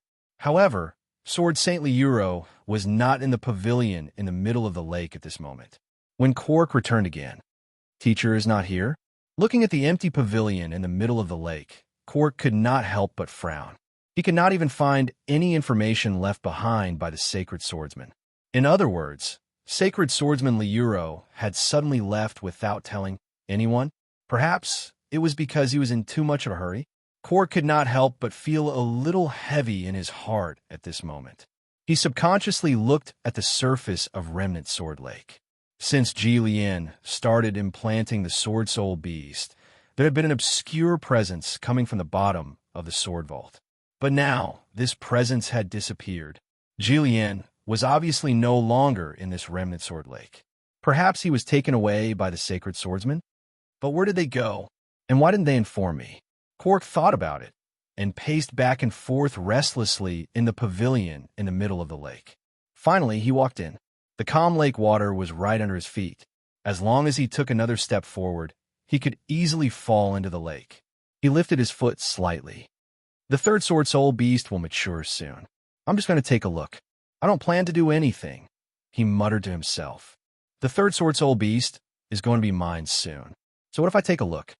Gritting his teeth, Cork jumped and directly jumped into the lake water. Among the younger generation, his combat strength could be said to be the strongest. It allowed him to easily separate the lake water and sink into the sword vault at the bottom of the lake. However, when Cork stood in the sword vault at the bottom of the lake, he was completely stunned on the spot. Countless broken swords were originally buried here, emitting their will that lasted for a long time. But now, these broken swords that contained strong wills were dim and lightless, as if they had exhausted everything. Cork's expression changed drastically. A hint of fear flashed across his eyes. Without saying anything, he jumped into the crack in the sword vault. How could this be? Why did the Sword Soul Beast Mother die? Why did it die? The Sword Soul Beast Mother is gone. My Sword Soul Beast is gone too. Gone. Gone, teacher. You lied to me. All these years. You lied to me. There is no third Sword Soul Beast. You would rather give them to the so-called descendants of your old friends than give them to me, your student who serves you like a servant. Liuluo. Bang! A loud noise suddenly came from the depths of the guards' division's courtyard. That was the place where the Sword Saint lived in seclusion. Even the guards' division's people could not easily step into that place. However, the moment the loud noise came, the guards had no choice but to go and investigate. The crowd came to the side of Remnant Sword Lake and saw that the air was currently filled with a thick mist. Cork was currently walking out of the mist expressionlessly. He had always been like this. His expression was cold, and the crowd was used to it. Lord Cork, what happened? Where's the chief? Teacher had something to do, so he left at the last minute. Cork said expressionlessly. Before he left, he temporarily handed over full authority of the guards division to me. Let's continue with what we should be doing. Who can tell me, how's the construction of the guard line outside going? Soon. Our people are guiding the fugitive residents in the city to retreat here. I'll be there to direct the command. All of you, follow me, Cork said and walked in front of the crowd. A subordinate suddenly came up to him and asked softly, My lord, the chief isn't here, and the imperial city is in such a state. What we need to do urgently now is to invite the young chief of the peace between man and nature back to take charge of the situation. Cork stopped abruptly and nodded. Yes, we should bring him back. Bring a few brothers and bring back the peace between man and nature. At this time, he's still wandering around outside. He's being suspected of neglecting his duty. Go, bring the peace between man and nature back to me. Lord Cork. The subordinate could not help but be shocked as he looked on in horror. Behind him, the crowd who heard Cork's words were all shocked. Cork suddenly chuckled. If you don't use such a harsh tone, how can you make the peace between man and nature return willingly? Don't you know our young chief's personality? I just want to scare him and make him understand his own laziness. I see. The subordinates immediately heaved a sigh of relief. I understand. We'll bring the young chief. Bring him back as soon as possible. Let's go too. The imperial city is too big. With a few more people, it'll be more efficient. The remaining few people said one after another, then quickly turned around and left. Right at this moment, a cold gleam suddenly appeared behind the crowd. In the blink of an eye, these few veterans of the guards division fell to the ground instantly.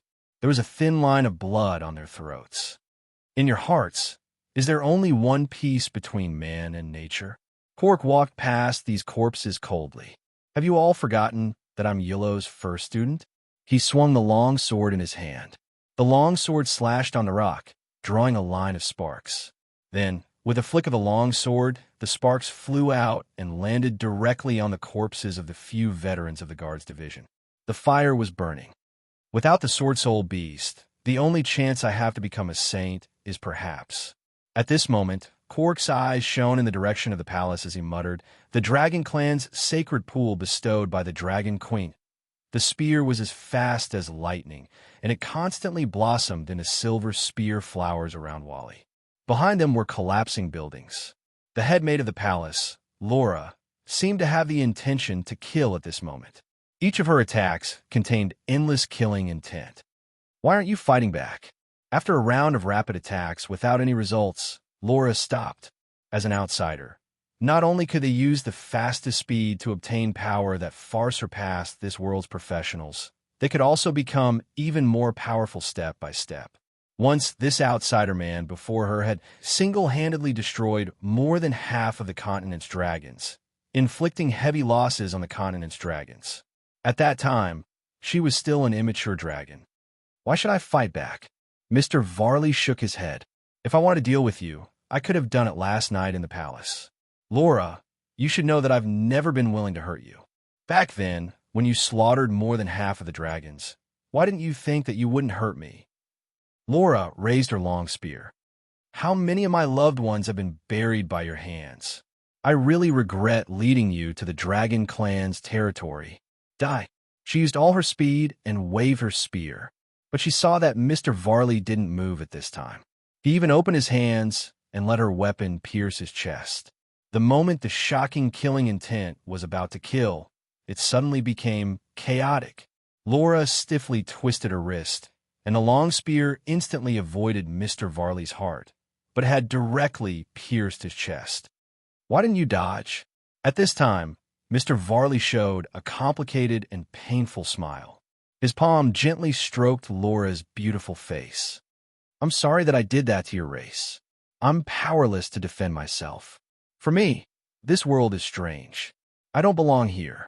I don't have any sense of approval for anyone or anything here.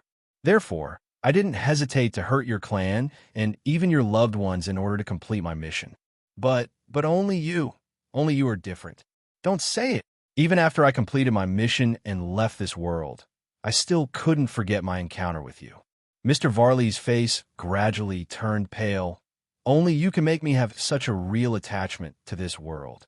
Only you are different from me. Laura, I want to call you my one and only.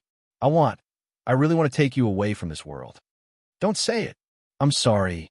Mr. Varley coughed out blood and slowly fell to the ground. I left for so long before I came back. Varley, don't die. Seeing Varley fall in her arms, Laura suddenly threw away the long spear in her hand in horror. She grabbed her hair and screamed several times.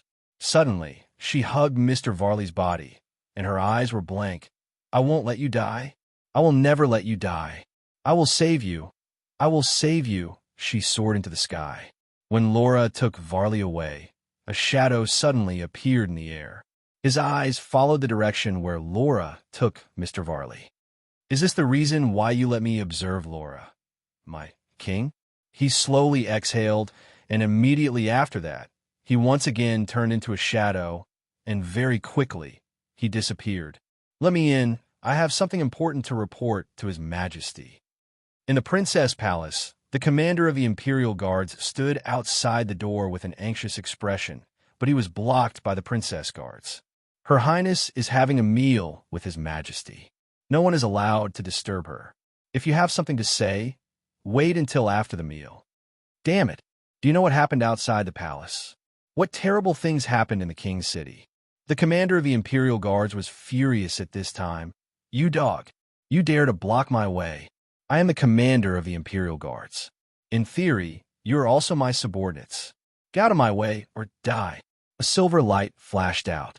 The commander of the Imperial Guards stared in disbelief at this time.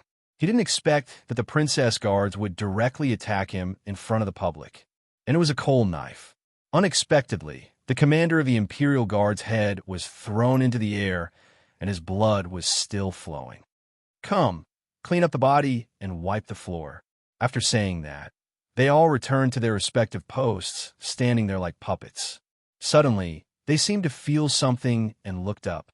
They saw that in the night sky, illuminated by the fire, something was rapidly approaching.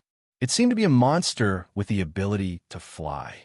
What happened outside the Princess Palace didn't affect anything in the Princess Palace. Even the turbulent sounds outside the palace were very faint here. Only half of the night sky, which was burned by the fire, could be seen clearly. At this time, the maids were uneasy, but they didn't dare to make a sound as they stood in the princess dining hall, waiting on Queen Hilda, King Amos, and Princess Carol to eat. On the wide and long table, there were 3 different dishes at this time. King Amos had an exquisite menu in front of him, while Queen Hilda only had a glass of water in front of her. Princess Carol was different. In front of her was some fresh meat, definitely fresh blood, high-end ingredients that didn't even need to be cooked. Speaking of which, it seems that Laura is missing. Queen Hilda suddenly said at this time. Princess Carol, whose mouth was stuffed with fresh meat, said, I asked Laura to find me some new toys. I'm too fat, so I need to digest after eating, Mother. How could that be? Queen Hilda smiled and said, My Carol is the healthiest. But do you want a new toy so soon? The champion that you want should appear very soon. It's fine. Princess Carol raised her head and said, I can still eat. Queen Hilda smiled casually, then suddenly looked at King Amos. Amos, I heard that 2 days before I came, you encountered an assassination attempt. The assassin even directly broke into Carol's residence. This assassin and the one I met last night shouldn't be the same person, right? The first assassin who tried to assassinate Carol was masked the whole time, so no one knows his origin. King Amos put down his knife and fork, wiped his mouth, and said casually, But since you're here, I don't think that assassin would dare to appear again. Right at this moment, a maid hurriedly walked in and said in fear, Your Majesty the Empress, Your Majesty the King. Just now, a member of the personal guards reported that a monster is quickly approaching the palace. The monster seems to be carrying a few people. Oh, Queen Hilda said with interest, So soon, someone has already obtained the orb and brought it to me? I want to see what kind of person can become Carol's new toy tonight. After saying that, the Dragon Empress stood up. Seeing this, Princess Carol swallowed the food in her mouth, wiped her mouth a few times, and hurriedly stood up. Mother, this is my toy. I won't allow you to take it away. I know. Queen Hilda smiled casually, but said, But if it's really outstanding, it's hard to say. Mother, how can you be like this? Princess Carol immediately shouted. Queen Hilda walked slowly out of the dining hall with a charming laugh, and Princess Carol followed closely behind. King Amos. At this time, King Amos picked up his knife and fork again, cutting the meat, and said indifferently, Dinner isn't over yet. Come back after seeing the people. There was no one in front of him now. King Amos moved a piece of meat he had just cut to an unused plate, and then pushed the plate to a seat on the side. Then, he forked a piece of dessert and put it on another empty seat on the side. Is it good? If it's good, then eat more. It was as if someone was by his side, accompanying him like a family member. Chapter 1867. They couldn't find him. Until now, they still couldn't find that guy. Facing the increasingly chaotic situation, Dr. Gores and the other two had to choose to hide in a building with a good geographical location. Although they were much stronger than ordinary professionals and had a lot of resources in their hands due to the accumulation, picking up, of treasures in the early stages of the game. But the resources were prepared for the final battle against the gatekeeper, not for the professionals in the Kingdom Tournament. We're in a passive position now, Dr. Gores said in a deep voice. In this game, we've lost all the information we should have. Even because of the empiricism brought by the information we originally knew, we had no choice but to fall into an information crisis. Listen, we can only rely on ourselves now. We need to treat this game as a brand new game that we've never experienced before. A challenge. Come, give up all the empiricism and tell me what we should do in this situation. Doctor, do you plan to brainstorm at this time? The maid couldn't help but ask curiously. This is called brainstorming, Miss Tina, Dr. Gores said seriously. Sneeve poked his head back from the window. We can't stay here for long. We have to move to another place. Also, I don't know why there are so many. Many of those failed things in your laboratory outside. Failed things? Dr. Gores frowned subconsciously, then pushed Sneeve away and poked his head out to see the strange situation on the streets of King City. Sneeve, who was pushed away, didn't get angry. Instead, he sneered. Yes, just like those ghouls that you modified but failed. They have no intelligence and can only bite people indiscriminately. I know very well. After all, I've helped you deal with a lot of these corpses. Under the garden in the castle courtyard. They're not ghouls. Dr. Gores shook his head and frowned, The modification of ghouls can't be separated from a special substance in the blood of vampires. There are no vampires in this world, but what? Sneeve asked coldly. Dr. Gores quickly said, but if this is man-made, who do you think is more likely? Sneeve and Tina looked at each other. The maid hesitated. It's Wally. Mr. Wally? Miss Tina, I'm glad that you're aware of the fact that we've betrayed Wally, and you're consciously going against your long-standing habits. However, you don't have to call him Mr. Maybe you should just call him by his name. That will make you more determined, Dr. Gores said in a deep voice. Let's talk about the original matter. The maid said angrily, Doctor, when did you start to pay attention to such insignificant details? Dr. Gores said seriously, I'm sure that Wally did this to force the king to summon the guardian of the kingdom. He couldn't wait any longer. He wanted to deal with the guardian first and then pass the level. Do you know what this means? It means that Wally doesn't have the confidence to defeat our team in a head-on confrontation. It means to defeat the captain of our team. The maid shook her head and poured a basin of cold water on him. Whatever. Dr. Gores raised his voice. Wally is not willing to face our team head-on. It's already a fact. So what? Sneeve suddenly said. Wally's servant failed in the elven homeland. He didn't get a tool to fight against the guardian. Even if he successfully summoned the guardian, how could he defeat it? On the contrary, if the guardian can appear in this case, it's even more beneficial to our team. After all, the dagger of Prama is here. I said. Dr. Gores raised his voice again. We now need to ignore our previous experience and treat the current situation as a new game. We need to be skeptical of any information that we already know.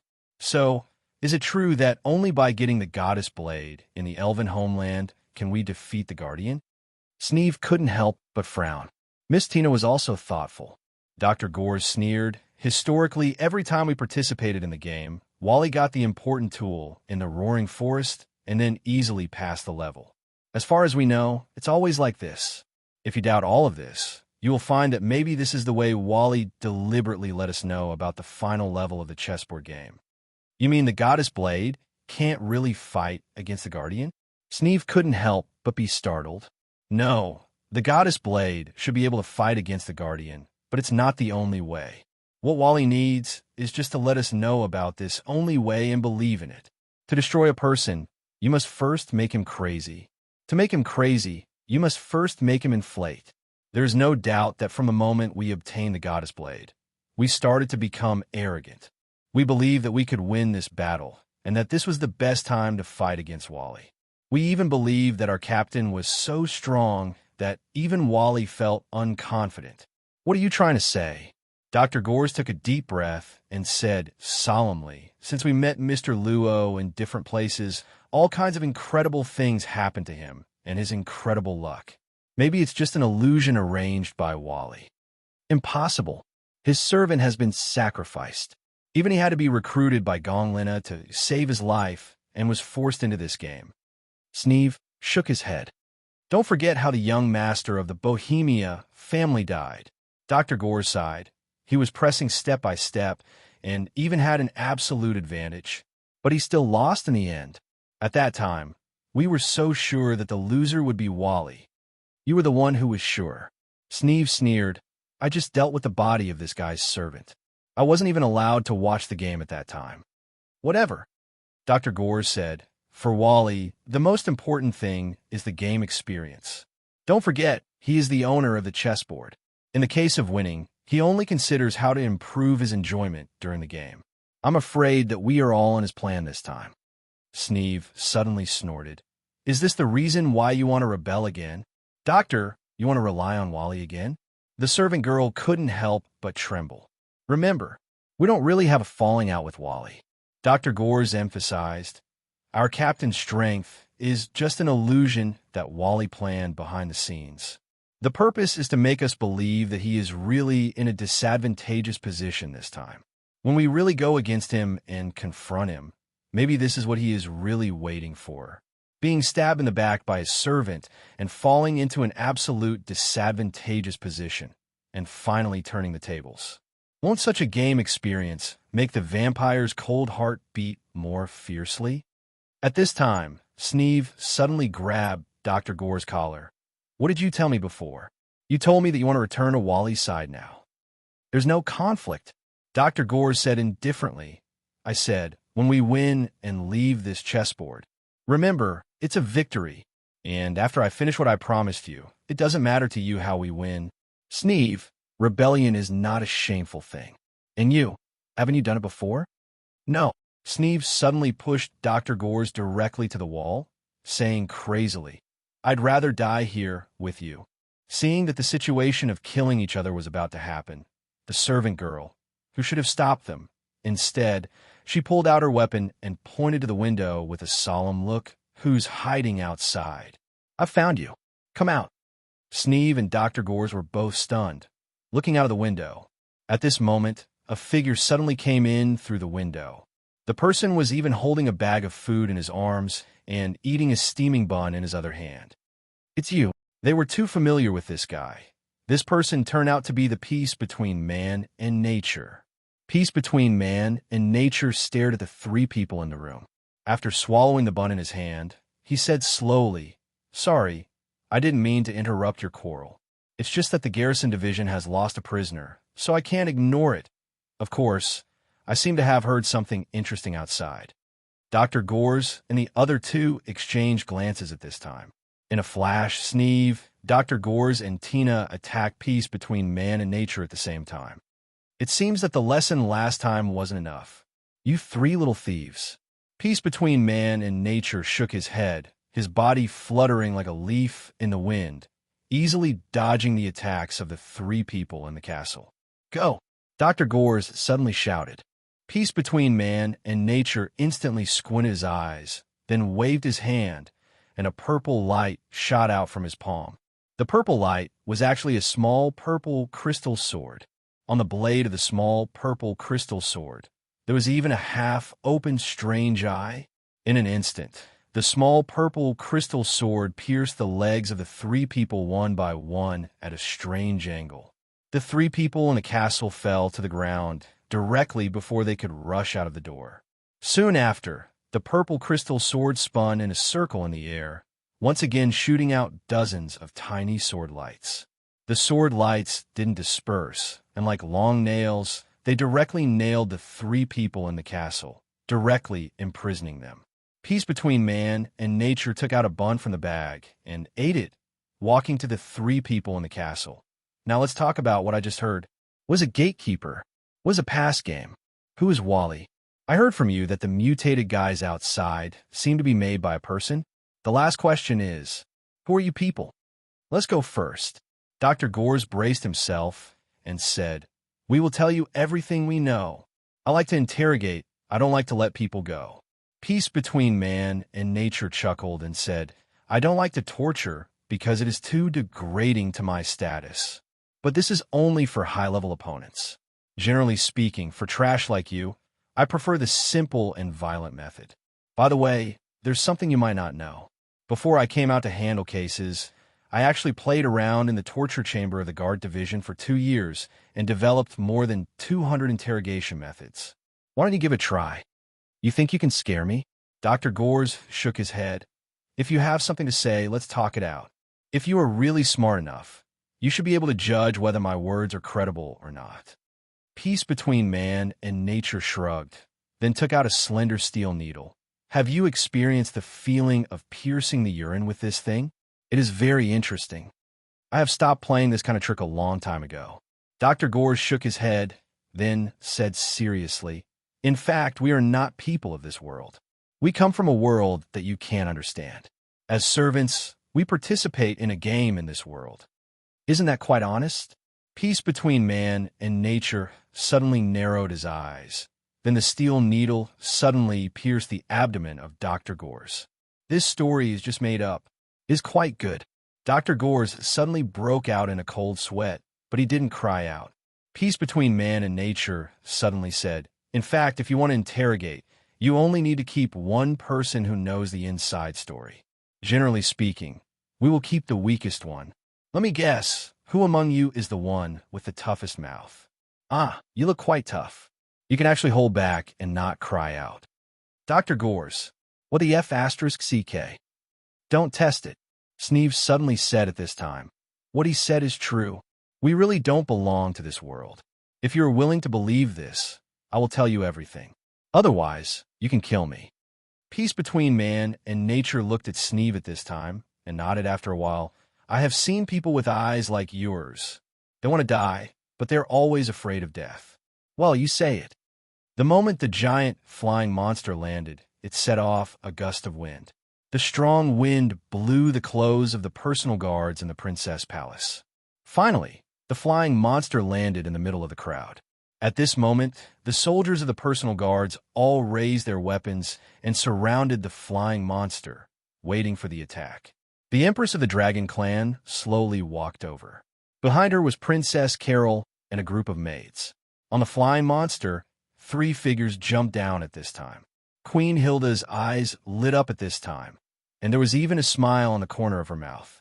The guards made way at this time, and she came to the front of the 3 people who landed on the flying monster. What?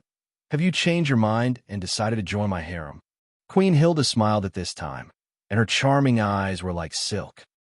Chapter 1868. In the pool, there was a constant release of light, like the beating of a heart. Laura's hands were pressing on Mr. Varley's wound, continuing to release power, guiding the healing power in the pool. He slowly opened his eyes. Laura, who had been paying attention to Mr. Varley's situation, quickly said, "Don't speak. This is a place built by Yamos to treat the dying soldiers who have rendered meritorious service." Mr. Varley slowly exhaled, but he gently held Laura's hand. "Why did you save me? I don't want you to die too easily," she directly said, then bit her lip.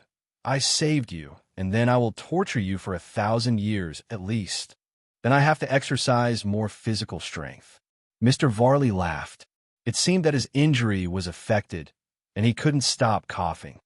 "I told you not to talk," she said sternly and coldly. "If you don't want to die. I haven't talked to you like this for a long time." Mr. Varley gently shook his head. "Why do I always wear a hypocritical mask? If I could talk to you like this from the beginning, how good would it be? I'm not a little girl." Laura suddenly sighed. "Sweet words are useless to me. I saved you, but it doesn't mean that I won't kill you." He directly ignored the treatment, propped up his body, and vigorously hugged Laura into his arms, whispering, "Laura, I will leave this world eventually. Even if I die, my soul will be forcibly sent away. If you kill me, I don't know when I will be able to come again. Tell me, what should I do to keep you by my side forever?" She looked up and closed her eyes, as if she couldn't breathe at this time. She didn't have the slightest thought of pushing him away. "I am really sinful." Laura slowly sighed and trembled. "In that case, why didn't you choose to stay here?" I said, "I will be sent away in the end." Mr. Varley faintly said, "It may be tomorrow. It may be the next moment. This is not something I can control. I've told you before that the world you're in is just a world I found in a chessboard. Only by accepting the mission it gives can you descend to this world. And the mission has a time limit, and there's also a standard for failure. Only by winning this game can I take away what I want to take away you. For the sake of a so-called mission, you can wantonly slaughter my own kind. If you went to a strange place at the beginning and faced strange people, and you could only return to your original place by killing some people in this strange place, what would you choose to do?" Mr. Varley sighed. "I said that I won't quibble for what I did. For me, the biggest punishment is why I met you in this world." "Don't say it." Laura pushed Varley away. Mr. Varley frowned imperceptibly, but he quickly concealed it. He lowered his head and said faintly, "You shouldn't save me. Letting me die like this may be an atonement for you. And I don't have to be trapped in this chessboard's control. The key." Laura suddenly said, "The key isn't with Yamos." Mr. Varley was stunned. He blurted out, "What did you say?" Laura looked at him and said, "The key is with Princess Carol. This is Empress Hilda's idea, or rather, an order." Suddenly, Mr. Varley grasped Laura's hand. "It's too dangerous. I'll find a way myself.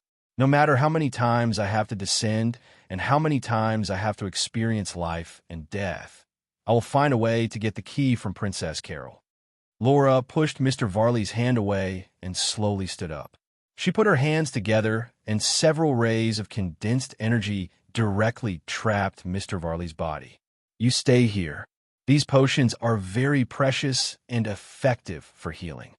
Laura gently held Mr. Varley's face. Her Majesty the Empress. Actually, she wants to kill me. Is it because of me? Mr. Varley showed a painful expression. Let me go. Laura, this is my business. It's too late. Laura smiled sadly. Promise me. Take me out of here. She lowered her head and bit Mr. Varley's lips. She bit his lips and swallowed his blood. After a long time, she pushed Mr. Varley into the pool. If I don't come back before dawn, you have to find a way to leave. She turned around, took a deep breath, and resolutely walked out. Mr. Varley struggled to get up and shouted behind her, Come back. Laura, come back. Don't do this. I shouldn't have come looking for you. Come back. Laura. She had completely left this place. Mr. Varley was still struggling in the pool and mournfully calling her name. After a long time, he was still whispering Laura's name. Then, a soft round of applause suddenly rang out. In the darkness, a low voice echoed. The voice said, She has really gone far, but you can still continue to act. I have to admire your prudence. But the smile on your face has already appeared, right? Mr. Varley's painful expression was swept away and replaced with calmness and calmness. His hands shook, and the energy rays that wrapped around his body instantly collapsed. Mr. Varley stood up and rubbed his wrist. Let me think, which side do you belong to? You shouldn't be Hilda's people. Otherwise, with the Dragon Clan's hatred towards me, you wouldn't have allowed Laura to treat me. No, I am loyal to Empress Hilda. The voice indifferently replied, I didn't stop you from healing because I wanted to see if Laura would betray the Empress. Now that I've obtained what I wanted to know, you won't be of any use to me. He slowly walked out from the darkness. It was a masked man wearing a black robe. Goo. You said that you were loyal to Hilda. That's it. Mr. Varley chuckled. I have a guy who is loyal to a lot of people. Even I can't say how many masters he has behind him. This guy won't be like you, admitting it so easily. Goose suddenly rushed out, and a strong air wave instantly separated the liquid in the pool. The fierce wind directly hit Mr. Varley's body. Outsider. Damn it. As soon as he made his move, he displayed his powerful strength. Even without the 10 direction annihilation, one of the 3 legendary divine weapons, he was still an out-and-out human sanctuary that was unknown to the world. He was a mysterious power that was hidden by the side of the Yamos king. Mr. Varley couldn't tell which side this guy who suddenly exposed his killing intent came from, but he wasn't afraid. A gray light flashed in his hand. In an instant, Gu felt as if all the strength in his body had disappeared. Caught off guard, Gu did not have time to be surprised as he saw the grayish-white light slash across his body. A line of blood, starting from his forehead, slid down vertically. His mask had been torn, revealing a beast-like face. This is one of the 3 divine weapons. Gu knelt on the ground, his pupils dilated, and before he could finish his last sentence, he directly collapsed on the ground. The snake that devours all spells, one of the 3 ultimate divine weapons created by Locke. Mr. Varley chuckled at this time. It has a lot of special abilities. In addition to the most important attribute of breaking the dragon, it also has the attribute of silencing all the power of the opponent. Of course, the silencing attribute is too powerful, and it can only have an effect on the same target once. But it doesn't matter. After all, you don't have a second life. Mr. Varley approached at this time, kicked Gu over, and flicked the tip of his sword a few times on Gu's body, then said indifferently, It's not bad to have one more sanctuary-level puppet. Don't wake up so soon. When I need it, I will wake up your restless soul.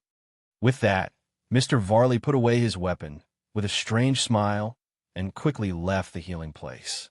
A moment later, in the healing place, the faint light of the pool still illuminated the entire healing room. Beside the pool, Gu's heart suddenly jumped. He suddenly sat up like a drowning person and took deep breaths. Gu subconsciously stroked his heart, murmuring, I am alive again. Suddenly, Gu seemed to feel something and directly looked at the potion pool in the healing room. He saw that above the pool, Lines of words slowly floated out. Those were words that he could read. Thank you for letting me experience the feeling of killing. This is some of the rewards I promised you. Please kindly accept it. Of course, we are even now. Gu stared blankly at the words in the pool, disappearing bit by bit, as if they were just illusions. Suddenly, Gu couldn't help but shiver. The reward is a second life. He whispered softly. All of a sudden, he felt fear that came from the depths of his soul. What kind of is our world welcoming? But soon, Gu immediately got up. It was as if he had picked up this life for free. However, he didn't have time to be happy about this matter, because he had to inform the Yamo's king about everything he had seen in the healer's room as soon as possible. The purpose of these outsiders is the key. The doctor of peace between man and nature sat quietly in front of the three people in the castle and didn't speak for a long time. He ate the buns in the food bag one by one, until suddenly he reached his hand into the bag again and found that the buns were all finished. Then he frowned. Dr. Gores and the other two had been communicating with their eyes. Of course, they lacked tacit understanding, so the efficiency of this communication was too low. Until now, the doctor didn't understand if Sneeve rolled his eyes, other than despising him, there was any other meaning. The way to leave is to defeat the guardian of the kingdom. Suddenly, the doctor of peace between man and nature said, in other words, if you can't defeat the guardian of the kingdom, you can only stay in this world forever. His eyes were suddenly filled with murderous intent. Dr. Gores suddenly said, even if we are trapped here, when we all die, the game will restart. In the future, there will be other servants coming. The doctor of peace between man and nature said, isn't that better? Keeping you here, we can get more information from you, and buy more time for the possible invasion of servants in the future. After all, I also belong to this world. No matter what, I don't want to see my world being invaded by outsiders. I really want to slap my big mouth.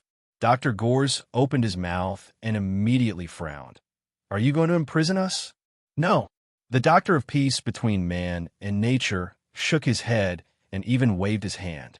The sword light released by the amethyst sword instantly shattered, and the three of them were instantly released. I intend to let you go and let you complete your so-called mission. What did you say? Dr. Gores said in surprise. Go. The doctor of peace between man and nature said indifferently, leave in front of me, and then think of all the ways you can think of to defeat the guardian of the kingdom before I change my mind. Dr. Gores and the other two looked at each other. Almost at the same time, the three of them jumped out of the window and instantly landed on the street outside, and then ran away. The doctor of peace between man and nature silently looked at the back of the three little thieves and said to himself, there are only three of them. What can they do? Are there more powerful servants? Hopefully, you can really defeat the kingdom's guardians. This is really unimaginable. After all, before I was born in this world, I was a Highlander, the royal palace, the princess palace. The atmosphere was still strange. At least, for Nan Xiaonan, the air seemed to have suddenly quieted down after the Dragon Queen's shocking speech. Nan Xiaonan was quite conflicted at this time. Should she eat this big melon in front of her? Indeed, we meet again, Your Majesty. Boss Luo knew how to pick a topic. At this time, he smiled as if he had not heard Queen Hilda's speech and said, I'm sorry to disturb you at this time. We just came here to prepare for this competition, and we intend to wait here for the person who will obtain the orb in the end to appear. Queen Hilda could not help but be startled at this time. Princess Carol, who was behind Queen Hilda, was looking at Mose, who was beside Boss Luo, with her eyes shining. Mose was beside Queen Hilda, and she kept making clicking sounds. Mose shuddered subconsciously. This was very similar to the way those ants looked at him when he was farming in the countryside. Ha! Queen Hilda laughed. For the orb? I didn't think that it would be this kind of reason. If you want, this empress can give you as many precious pearls as you want. If you want all the wealth in the world, I can fulfill your wish. Even if it's this kingdom, I can give it to you as long as you are willing to smile for this empress. Damn! Bang! You stupid and tyrannical queen. Nan Xiaonan could not help but widen her eyes. It was decided she would definitely eat this big melon. Even a chessboard could not stop. Chapter 1869. Becoming the king of Elnis was the same as climbing to the top of the human world. This country had defeated all its opponents and ruled all the borders of the human world. Even though this world was devastated after the war, males might find it hard to resist such a temptation. Queen Hilda had always believed that there was no male in this world that could not be bought. No matter how arrogant a male was, there would be a price that would sell him. Queen Hilda? Perhaps it would be more appropriate to call her Queen Hilda. When they first met, half of Hilda's face was as ugly as a monster's. But now, half of her face had returned to its original appearance. It was indeed an extremely beautiful face.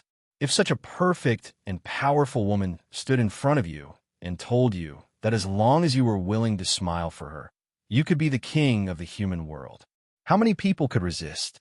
Can't resist, Mose whispered in Nan Shannon's ear. My mother said that no one could resist such a big thing, and it doesn't sag. How exactly did your mother educate you? Suddenly, Nan Shannon felt that she had unknowingly developed a little interest in Mose's mother. Well, a normal interest. Don't talk so much. Have some manners. Nan Shannon simply glared at Mose and then continued to pay attention. But obviously, Mr. Luo did not know the answer. The Dragon Queen's promise might be enough to move the whole world, but for Mr. Luo, it was probably far from enough. Boss Luo's calm smile disappeared.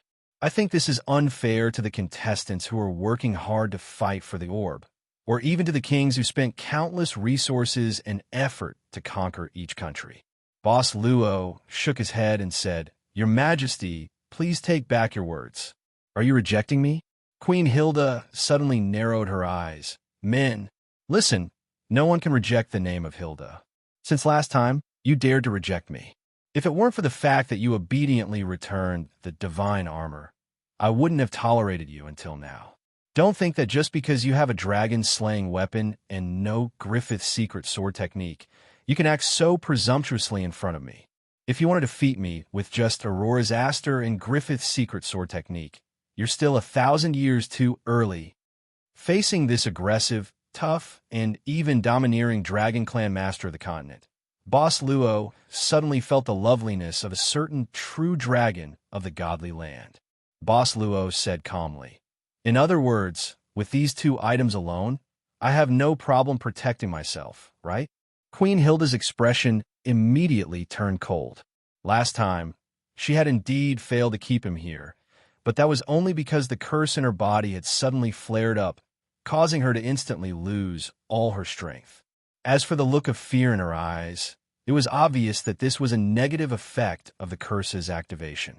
She was already at the limit of her power and could constantly feel the entire world suppressing her power.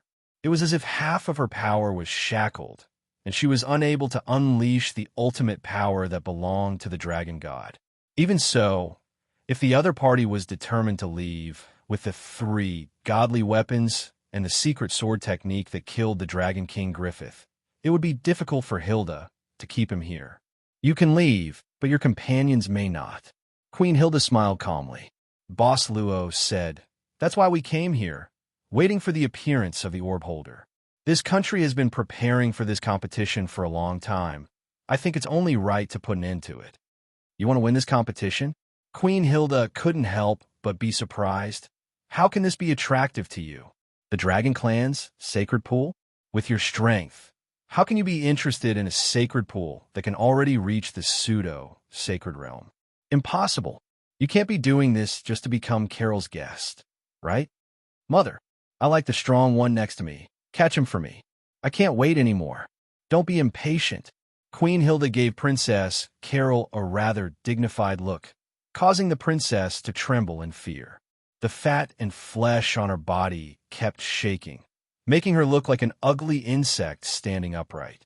Mose opened his mouth, but subconsciously pointed at himself, and then said in surprise, This is the kingdom's princess, Princess Carol. That seems to be the case. Nan Shannon nodded, then chuckled and said, How is it? Aren't you very surprised? With such a princess, you still have the mood to become the champion of this competition, and then become her husband? Moses' face was full of hesitation. Then he suddenly slapped his head and said something shocking. My mother said that as long as it's a good woman, it doesn't matter even if she's the ugliest in the world. As long as I can enter the treasury and get the holy water to save the general's mother, Mose, will only suffer a little. Your Majesty, please give Princess Carol to me. I want to be your son-in-law. Nan Xiaonan looked at Mose in shock. This guy's words were really... Boss Luo also looked at him with interest. His face was still calm, but there was a trace of a gentle smile in his eyes. He really liked this kind of interesting soul. The guards in the palace didn't move at all, as if they didn't hear anything, and still stood there numbly. However, the maids couldn't help but turn pale with fright. This boorish man actually dared to say such disgraceful things to her face. It should be known that Princess Carol hated it the most when people talked about her appearance in front of her. At this time, the princess's fat and flesh shook even more violently. But at this time, Queen Hilda put a hand on Princess Carol's shoulder and slightly pressed her down. Her Majesty looked at Mose curiously from head to toe. You said the general? You're Iron Mask Marshal Jack, right? Who are you to him? I'm the first guest of a general's family, Mose. At this time, the big guy patted his chest and said, This time, the general's mother is seriously ill, and only the holy water in the palace can save her, so I plan to participate in the competition. I heard that the champion can enter the treasury and have a chance to get the holy water. Queen Hilda said indifferently, Since the Iron Mask's mother is seriously ill, why didn't he go to the palace to discuss with Yamos? With his achievements, even if it's a more valuable treasure, Yamos wouldn't even frown, let alone the holy water. Why would he need a guy like you to worry about it? Hey, Mose said at this time, the holy water is a national treasure. The general has been loyal to the country all his life. How can he ask for such a treasure for his own selfishness? Isn't this asking for a reward? You're ruining the general's reputation. You're the queen. I'm sorry. Mose was disrespectful. Maybe because she found it interesting, or maybe because she had other purposes. For example, to ease the relationship between the man who ignored her. Queen Hilda was not angry at this time. Instead, she showed an interesting look. If I'm not the queen, what are you going to scold me for? Say it. I promise you, I won't vent my anger on you. At this time, Mose suddenly slapped himself twice and even knelt on the ground. Queen, Mose was wrong. Mose shouldn't have been impulsive and disrespected you. You're the queen, the mother of the country. My mother said that every word and action of the mother of the country represents the face of the country. If the mother of the country doesn't behave properly, it's a disgrace to the country. And if someone insults the mother of the country, it's the same as insulting their own country. So, Mose won't insult you, the queen. Queen Hilda suddenly snorted and waved her sleeve. Suddenly, a powerful force directly flipped Mose over. Then, a terrifying force came down from the sky and pressed Mose down again, smashing his whole body into the white jade ground outside the princess palace. You reckless little guy. Queen Hilda's eyes were filled with murderous intent. She was obviously really angry. Most people in the world only knew about her in stories and biographies. However, in the eyes of the truly knowledgeable people, Queen Hilda of the Dragon Clan's licentious reputation was like thunder in their ears. Queen, Mose is the stupidest. My mother often scolded me like this. If I said something wrong, please punish me, the queen. Mose gritted his teeth and raised his head, but blood was already flowing out of the corner of his mouth. Mose is thick-skinned. He's not afraid of being hit. Then I'll kill you. Queen Hilda laughed coldly and said, Not only you, but your mother as well. I will kill her. Not only will I kill her, but I will also skin her alive and send her under the sun, so that she will be burned to death.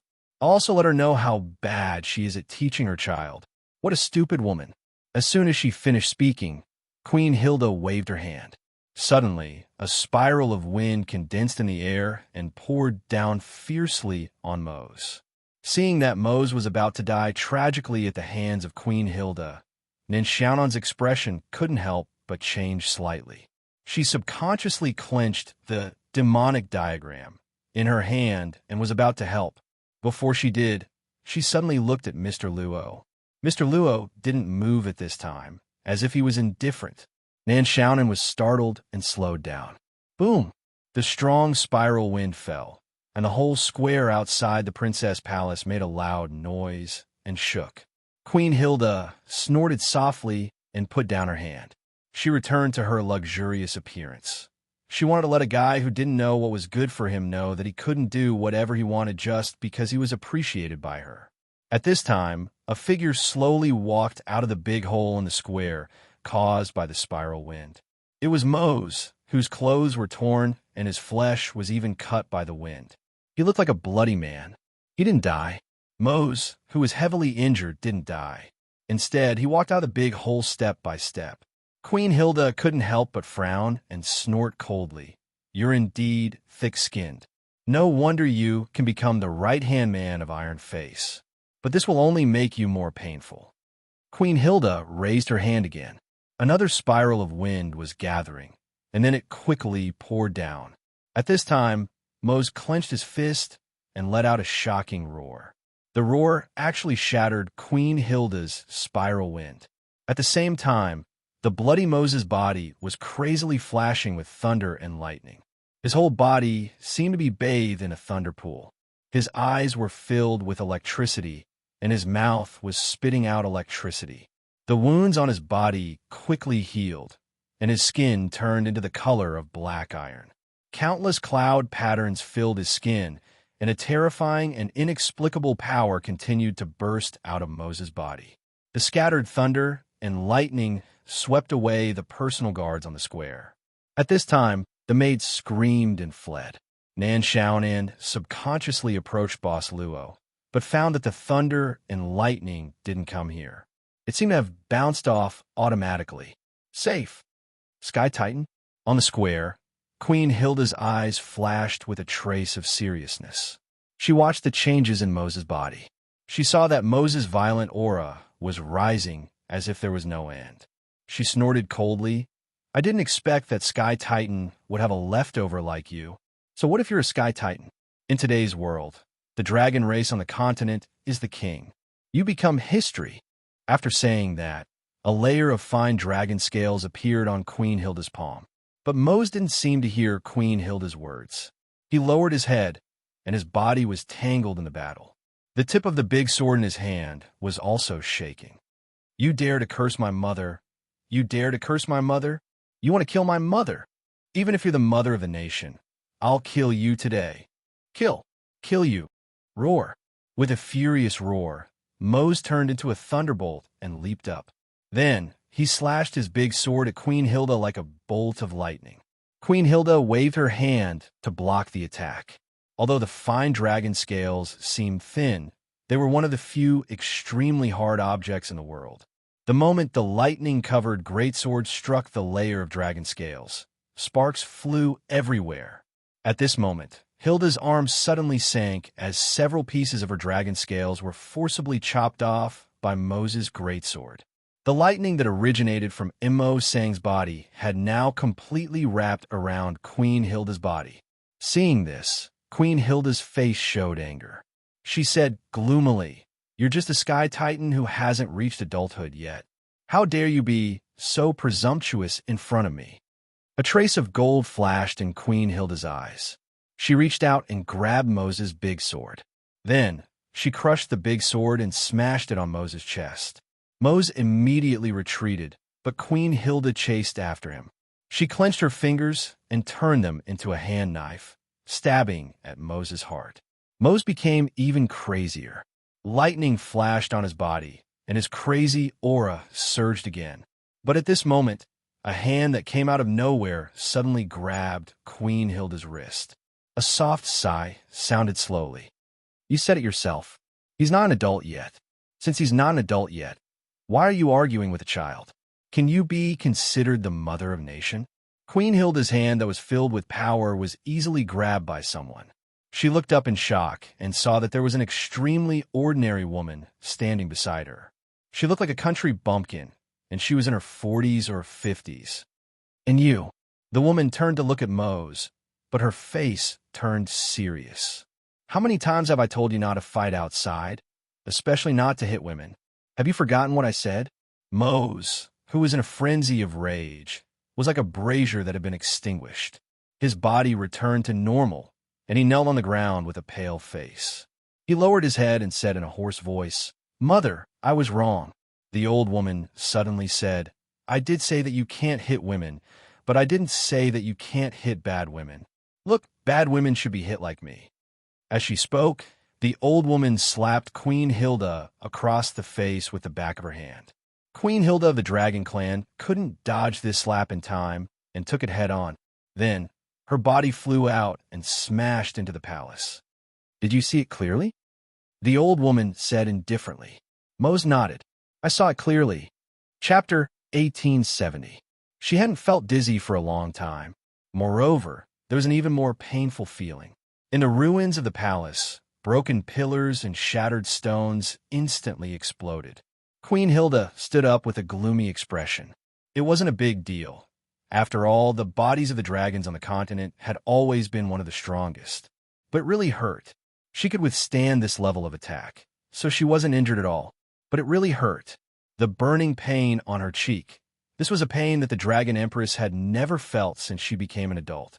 In her memory, the last time she felt this kind of pain was when she was slapped by the previous Dragon Empress because she did something wrong when she was young. It really hurt. That damned old woman. It wasn't just her eyes that were filled with killing intent. At that moment, Queen Hilda really wanted to kill him. Her expression immediately cooled down, while the furious Queen Hilda's face was as cold as ice. Queen Hilda waved her hand and wiped her face. The bright red palm print on her cheek instantly disappeared. She took a step forward and returned to the square outside the palace. "Mother!" Princess Carol turned pale with fright. She had never seen her mother, the Dragon Empress, the most powerful creature on the continent, be sent flying with a single slap.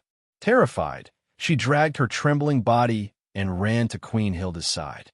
Queen Hilda waved her hand and said indifferently, "Guards, take Her Highness back to rest." "Now." "Mother." "Mother?" Princess Carol opened her mouth, but when she met Queen Hilda's gaze, she was so scared that she fell to the ground. A group of maids crawled to Princess Carol's body in horror. They gritted their teeth and struggled to help the princess up. Then, they hurriedly returned with the dazed Princess Carol. Seeing that Princess Carol had been sent to the palace, Queen Hilda narrowed her eyes. In the distance, Mo Sang was still kneeling on the ground. He was kneeling in front of the old woman. The old woman was saying something. Mo Sang lowered his head and didn't say a word. He looked like a child who had done something wrong. Queen Hilda looked at Boss Luo and Nan Xiaonan, who were standing in the distance. She frowned again.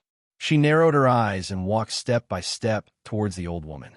With each step, a layer of scales would appear on Queen Hilda's body. She walked a total of 7 steps, and her body was covered in 7 layers of scales. These scales were tightly interlocked, forming a set of golden armor. Finally, Queen Hilda came to a place a few meters away from the old woman. She coldly looked at her and said, "It was you who raised this Sky Titan? Who are you? You're not Sky Titan. Are you a subordinate of the Titans, an ally, or what?" "Whatever you say I am, the old woman said indifferently. "I'm here to teach my good-for-nothing child a lesson. Don't tell him to bring some random woman home. It's none of your business. Besides, this is my child. I can hit and scold him as I wish, but it's not up to any random person to scold him. Which, how dare you?" Queen Hilda's killing intent surged. "Don't call me that," the old woman said with a cold smile. "It's not certain who's the witch. Who knows which guy's already 1 or 2,000 years old, but still eats young grass every day. Today, you won't leave this capital alive." Queen Hilda calmed down. She waved her hand and a spear appeared. "God's spear." The old woman glanced at it casually and said, "This is the magic spear that the dragons on the continent used to kill the gods when the world changed. Such a magic spear that has drunk the blood of the gods was actually passed to your hands. What a disgrace to its original prestige. I'm afraid that you use it every day to satisfy your insatiable desires. dirty and smelly gold gutter. This old woman, she was a queen. In the distance, Lady Nan, who had unknowingly moved closer to watch the drama unfold, widened her eyes in shock. She was so shocked that it was as if she had seen a celestial being. She almost shouted and prostrated herself on the ground. Queen Hilda's expression became serious. She gathered power on the spear in her hand and said in a low voice, "Who are you?" "Don't waste your energy here," the old woman said indifferently. "This world will oppress me the same way it oppresses you. If you fight with me, you won't be able to stop until the next time your curse flares up. I just want to live a peaceful life for a few years. I'll take this good-for-nothing child home to farm. I'm not interested in your trivial matters. You'll know after we fight." Queen Hilda instantly moved and pointed her spear at the old woman. However, the old woman calmly dodged and floated among Queen Hilda's attacks like a leaf. After a series of attacks, Queen Hilda couldn't even touch the old woman's clothes. Queen Hilda became more and more frightened. The old woman suddenly said, "It seems that I overestimated you. I thought you were at the peak of power in this world, and, at the very least, you could understand some principles. I didn't expect you to be an idiot who doesn't know how to use your power. You're no different from those so-called pseudo-saints. You just have more brute force. I take back what I said before. If I fight with you, I can beat you to a pulp in an incense stick's worth of time." An incense stick's worth of time. Queen Hilda obviously didn't know how long an incense stick's worth of time was, but it couldn't be very long. This completely enraged the Empress of the Dragon Clan. Roar! A huge roar came out of Queen Hilda's mouth, and the whole palace shook crazily because of the Dragon Queen's rage. A huge shadow appeared in the sky above the palace. Streaks of black mist condensed, and at the same time, a terrifying black whirlwind was released. Even though it was just a head, it was as big as a palace. This was the appearance of Queen Hilda's true body, but it was just a shadow. Nan Xiaonan's eyes lit up. This feeling was right. For her, an immortal who walked between dimensions, this was what a subworld exploration should have.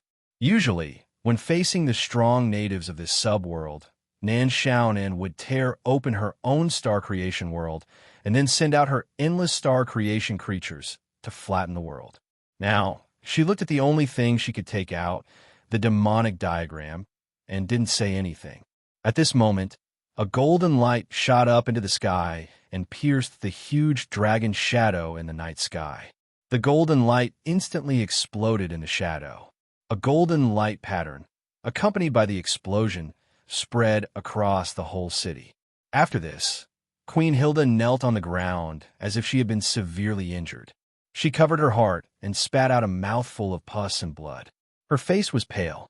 A trace of exhaustion flashed in the old woman's eyes, but she still looked strong. She coughed twice. "I'm old and useless.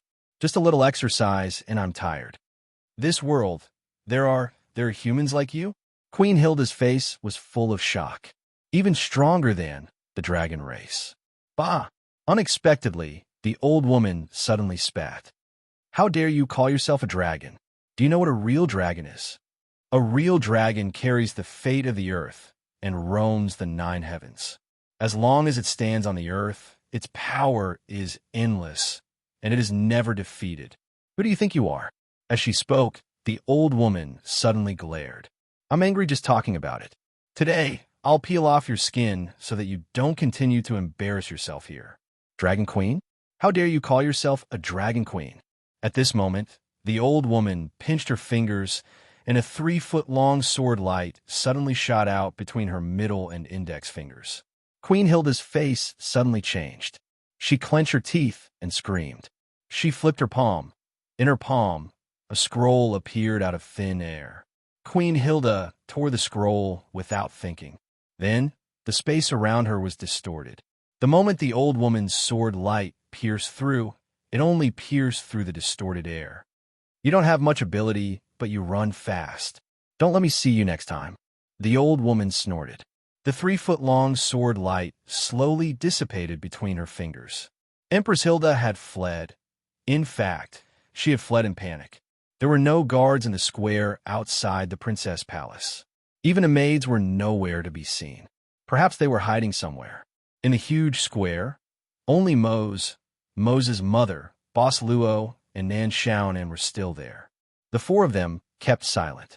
As the cold wind blew, the old woman suddenly looked at Nan Xiaonan and said, "Were the one chosen by the guy trapped in the rock?" The guy trapped in the rock. Nan Xiaonan was startled and said subconsciously, "You mean the guy in the roaring forest who called himself Big Rock?" The old woman didn't respond. She just took a step forward and instantly arrived in front of Nan Xiaonan. Then she stared at her face. "You're from Kelowna? That guy said that you have a trace of Kelowna's descendants' blood in your body." Nan Xiaonan subconsciously looked at Boss Luo. She saw that Boss Luo seemed to be thinking about something. Why was he distracted at this moment? Nan Xiaonan had no choice but to say, "Kelowna should be, right?" This old woman was very powerful. If she wasn't suppressed by the world, she would at least be able to walk in the void. Who was she? Was she related to Big Rock? What does Kelowna look like now? The old woman's expression softened. She even smiled. "Tell me, how many years has it been? Do you know the Xinyuan Palace? Have you ever heard of the name Kelowna Shinryu?" "What?" The old woman sighed and shook her head. "I'm the same as you. I'm from that place. But it was a long time ago." How long ago?" Nan Xiaonan asked subconsciously. The old woman thought for a while and said, "Since you don't know these things, then I don't need to tell you too much. I've already said that I'm not interested in the trivial matters here. I just want to live a peaceful life for a few years." "That guy, Big Rock, right? Since it has chosen you, just treat it as a rare stroke of good luck after waiting for such a long time." Nan Xiaonan's eyes were full of question marks. The old woman waved her hand, and Mo sang, "Come home with me. This time, you're not allowed to run out. You've been gone for a few years. Do you know that the ground is full of grass? Do you want to starve me to death?" At this moment, Mo Sang was trotting over with a dejected expression. But the old woman seemed to think that it was too slow. She directly reached out and grabbed the air, pulling Mo Sang in front of her. Then, she held Mo Sang's collar with one hand, as if she was holding a chicken, and was about to leave. Su Zijuan. At this moment, the old woman suddenly heard such a sentence. Her hand that was holding Mo Sang couldn't help but stop. Her entire body also stopped, and she turned around. The old woman stared at the source of the voice. She felt that he was an ordinary young man. But now, it seemed that this guy was really ordinary. "What did you say?" The old woman's voice sank. Boss Luo smiled and said, "Or should I say, you should be called Xinyuan Zijuan, the last princess of the Xinyuan royal family." "How do you know the princess's name?" The old woman's eyes focused. A surge of aura instantly exploded. It was much sharper than when she was dealing with Queen Hilda. "Are you here to catch me? I've done business with Miss Zijuan a few times." Boss Luo said casually, "So I know her." "Old woman, I don't have any bad intentions. As for catching you, I don't know why you said so." The old woman lowered her head and frowned. She muttered and threw Mo Sang on the ground. Then, she looked at Boss Luo and said, "Come with me. I have a few questions to ask you." As she said this, she walked to the side. Boss Luo followed her. Nan Xiaonan's eyes wandered around. She silently followed Boss Luo. But at this moment, a sword light shot toward Nan Xiaonan's feet. Only him, Nan Xiaonan. Lady Nan looked up at the sky embarrassedly. At the corner of the square, the old woman looked up at the bright moon in the sky. It was not round. At this moment, Boss Luo had been by her side for some time. After a while, the old woman slowly exhaled and said softly, "When I left, it was the 3rd year of Guangxu. It happened to be the Dingmaki wilderness. Disasters happened everywhere. It seems like it was only yesterday." "Old woman, I don't know what you want to say to me." Boss Luo calculated how many years ago it was in the 3rd year of Guangxu. "Well, more than 140 years. My name is Gong Sun Ernyang." The old woman slowly turned around. "I was the daughter of the Gong Sun clan of the Qin division of the Xinyuan Palace. I left the Xinyuan Palace because I committed some crimes. Now, I'm exiled to this alternate world." "Gong Sun." Boss Luo was stunned. The old woman, Gong Sun Ernyang, nodded and said, That's right. Haven't you heard of the Gongsun clan of the Qin division? I've heard of them. Boss Luo nodded and said, but I think, compared to the Qin division, I should be more familiar with Mr. Gay of the Kuan division. You know about Chichikamaya? Gongsun Ernyang nodded. That's right. It seems you know about the Xinyuan Palace. You didn't lie to me. Boss Luo smiled but didn't say anything. He thought that his relationship with the Xinyuan Palace should be very shallow. There was no need for him to pry into anything unless it was unnecessary. It was really shallow. He didn't know many people from the Xinyuan Palace.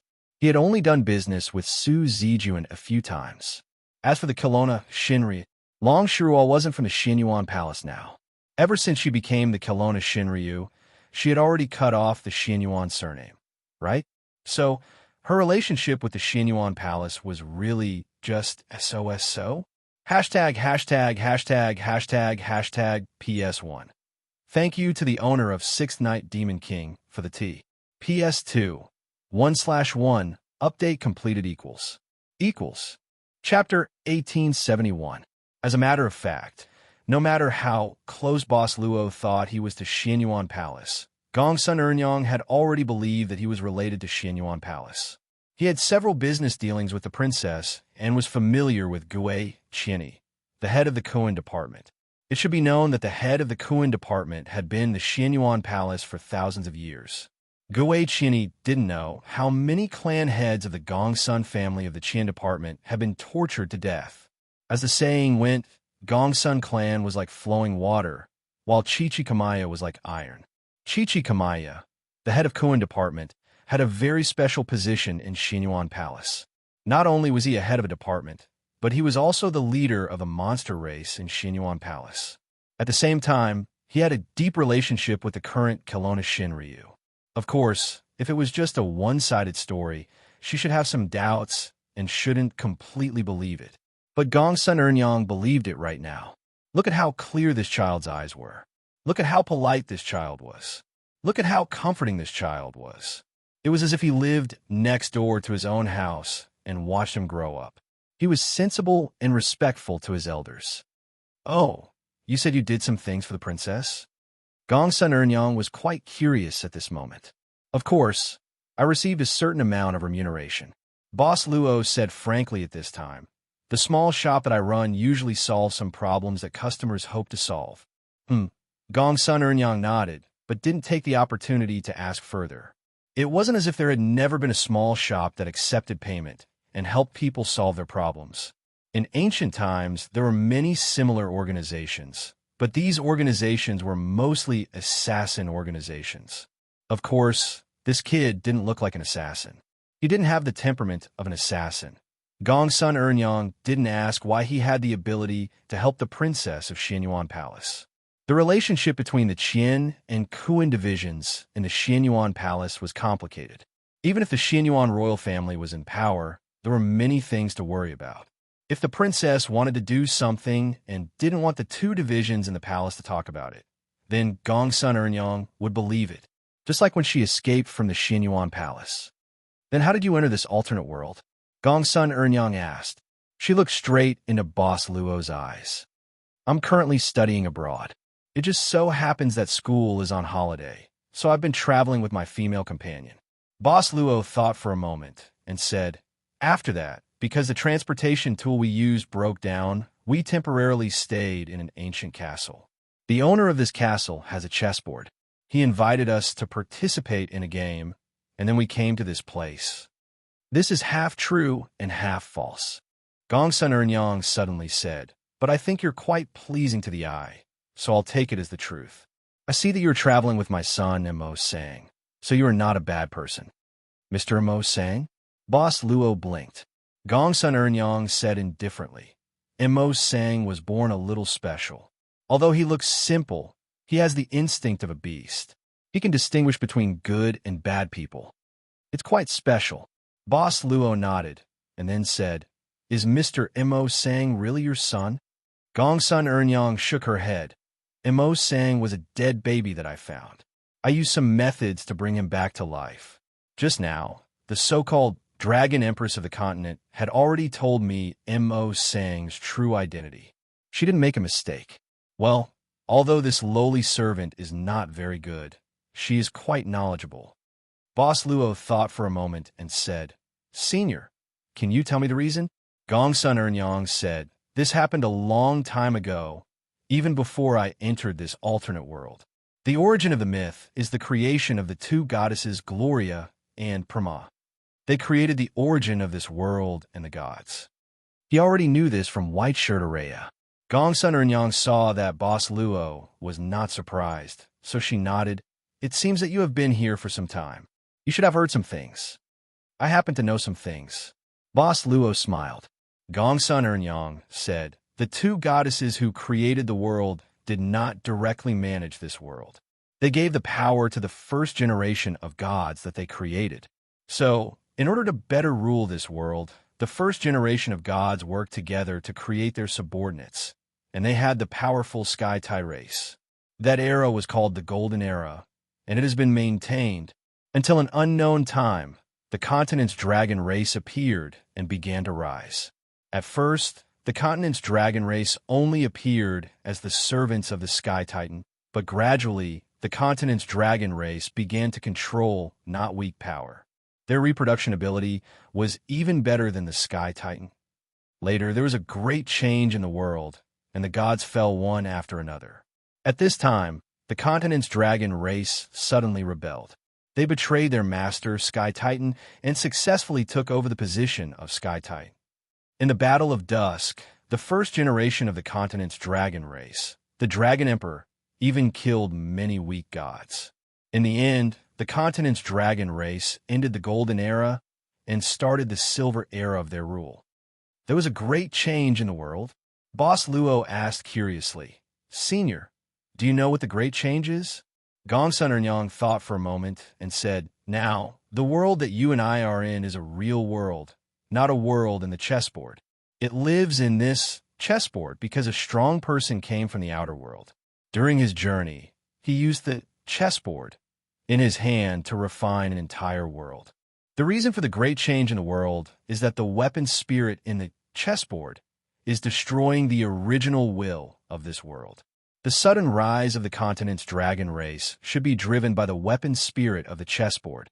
Without a doubt, with the fall of the gods and the end of the Golden Era, the weapon spirit of the chessboard has obviously achieved its goal. Otherwise, when you enter from the outside, you won't have so many conveniences and treat this as a game. Senior, did you also utter the chessboard world in this way? The part about the changes in the world was actually recorded in the data source that the white-clothed Araya spat out. Since the elven homeland, Boss Luo already knew about this part of the history. However, the data source did not record anything about Gongsun Ernyang. Even the process of how she entered the chessboard was not recorded in the data source. It was an accident that I entered this world.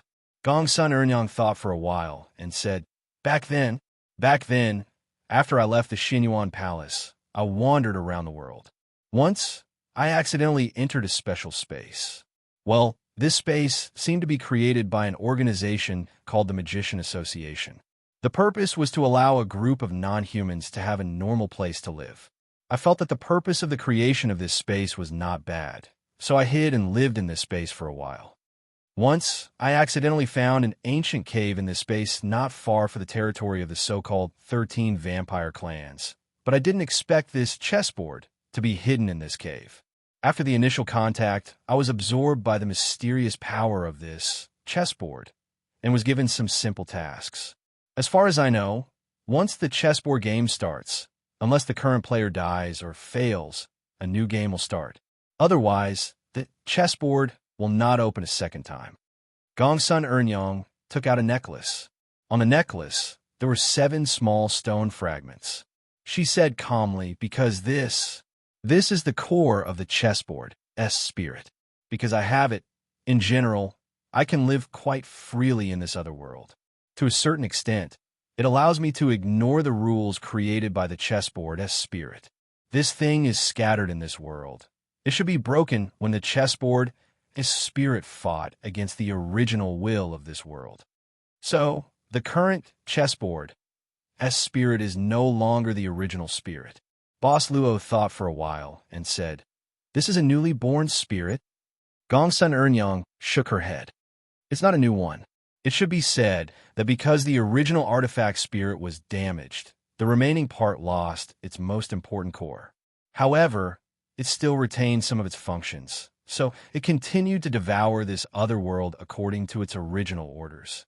However, perhaps because it lost its most important core, the damaged artifact spirit's actions are somewhat chaotic and repetitive. Repetitive? Boss Luo couldn't help but think. Gongsun Ernyang said, the rise of the dragon race on the mainland, the arrival of the Silver Age, actually means that the chessboard behind the scenes has finished refining this world. However, due to the damage to its core, the remnant artifact spirit continued to carry out its previous orders and continued to destroy this other world. It had probably forgotten that the dragons of the continent were originally the accomplices that it had pushed out to erode this world, and instead viewed them as an obstacle to its own devouring of this world. After all, the current spirit doesn't know this at all. It can only say that the fate of the dragon race on the mainland is more tragic. That's why the servant game started. Boss Luo nodded. That's right. Gongsun Ernyang nodded. I should be the first outsider to enter this game after the appearance of this game, but the remaining spirit probably didn't think that I would find its original core and thus be able to avoid its control. Because of the existence of these core fragments, it basically doesn't notice me. Of course, if I do something too bad, it will still be noticed. After all, it should want to take back its core. What I'm saying is that it may have thought of other ideas during the long period of being damaged.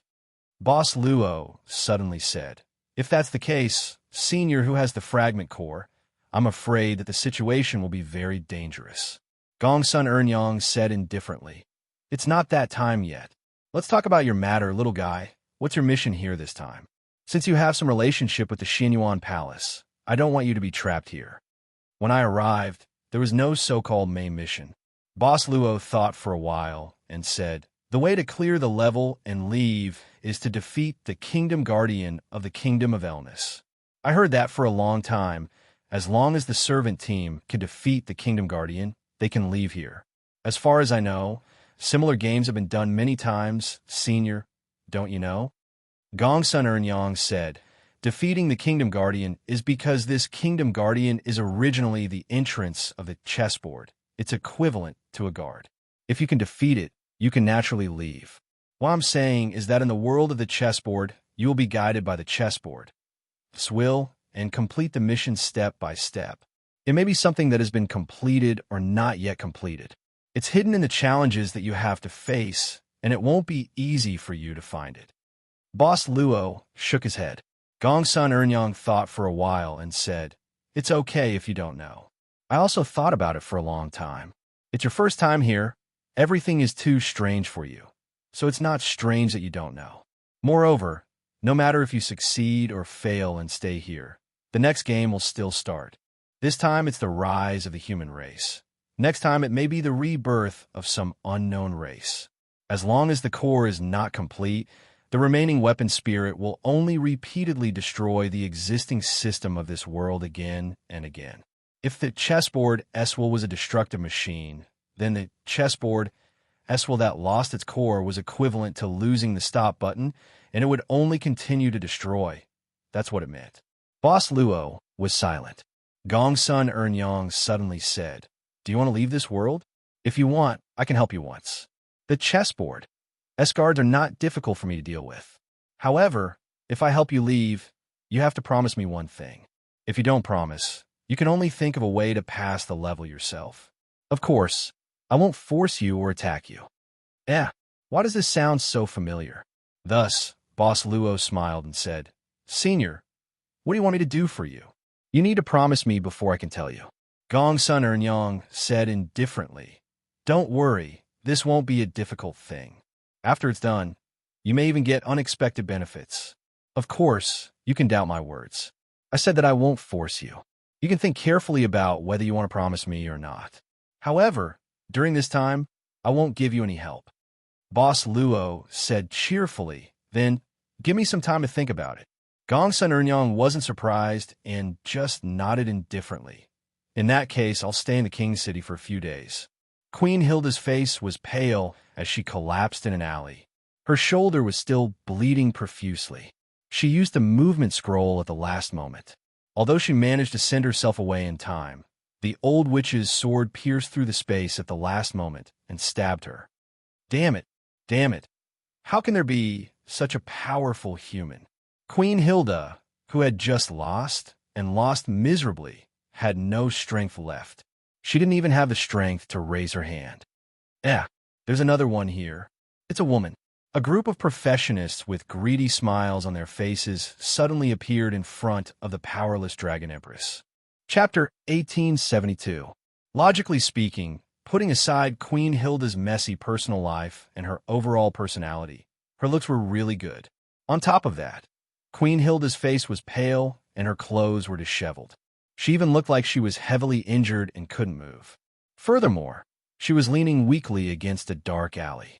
It seemed like she really needed some special help. Moreover, she was wearing luxurious clothes. It was very likely that she was from a wealthy family, or even a female member of a great noble family. She was a noble lady before this disaster. She was a woman that these wandering professionals would probably never meet in their entire lives under normal circumstances. If that was the case, wouldn't it be even more effective to liven things up? As the saying goes, delusion is the most powerful drug in the world. In the capital, where killings were rampant at night, they had seen enough death. Their hands were stained with enough blood. Their nerves were like a bowstring that was about to snap. They could not stand stimulation, especially this kind of fatal temptation that could seduce the desires in their hearts. Queen Hilda looked at the thugs around her expressionlessly. There were 4 of them. Only one of them looked passable. The Dragon Queen could not help but frown. Although she was weak, she was not so weak that she would be humiliated by a few professionals who were at most mid-high level. You want me? Queen Hilda smiled and slowly stood up. But I can only accompany one. The thugs showed more unscrupulous eyes and more ferocious smiles. As if they had found a precious treasure, the 4 of them slowly approached her. The smile on Queen Hilda's face grew wider. She even reached to her chest. Just like that, under the chaotic and passionate gazes of the thugs, she reached out and undid the first button on her collar. In an instant, a patch of snow-white skin appeared in front of them. It was like white jade, precious and meticulously carved white jade. I have never seen such a beautiful woman in my life. If I could do it, it would be worth it even if I died. Worth it. Among them, there were even some who were driven by their instincts and hurriedly unbuckled their belts. They couldn't wait to pounce on the luxurious and delicate woman in front of them. I found her first. Get out of my way. This woman is mine. They were brothers who had met on the way here. They had even thought about how to stab each other in the back when they were robbing together. But now, the 4 captivated thugs were fighting each other. Queen Hilda murmured, "Only the strongest can have me." They fought even more ferociously. One of them had already arrived, and the other 2 had followed suit. Not long after, only one of the thugs was left standing in front of Queen Hilda. He was fully bathed and wielded a lethal weapon. However, this wasn't the one that Her Majesty felt was passable, but it didn't matter. As long as he recovered a bit of energy, he would just treat it as eating a dish that didn't taste good. The Empress leaned back, and her whole body was pressed against the wall. Her seductive eyes were like silk, and it was clear that she was at his mercy. At this moment, the blood-soaked thug seemed to be possessed as he madly pounced forward. So be it. Males have always been like this anyway. There was a type of female venomous insect that would eat the male venomous insect after mating, turning it into nutrients to strengthen itself. Queen Hilda squinted her eyes. Then, a few drops of warm blood splashed on her cheeks. The Empress of the Dragon Clan was absent-minded for a moment. Maybe it was because of the warmth of the blood on her face, or because the thug who was about to attack her suddenly stopped and died. "Are you all right, my lady?" A handsome young man appeared behind the fallen thug. At the same time, Queen Hilda could feel the strong vitality of this young man.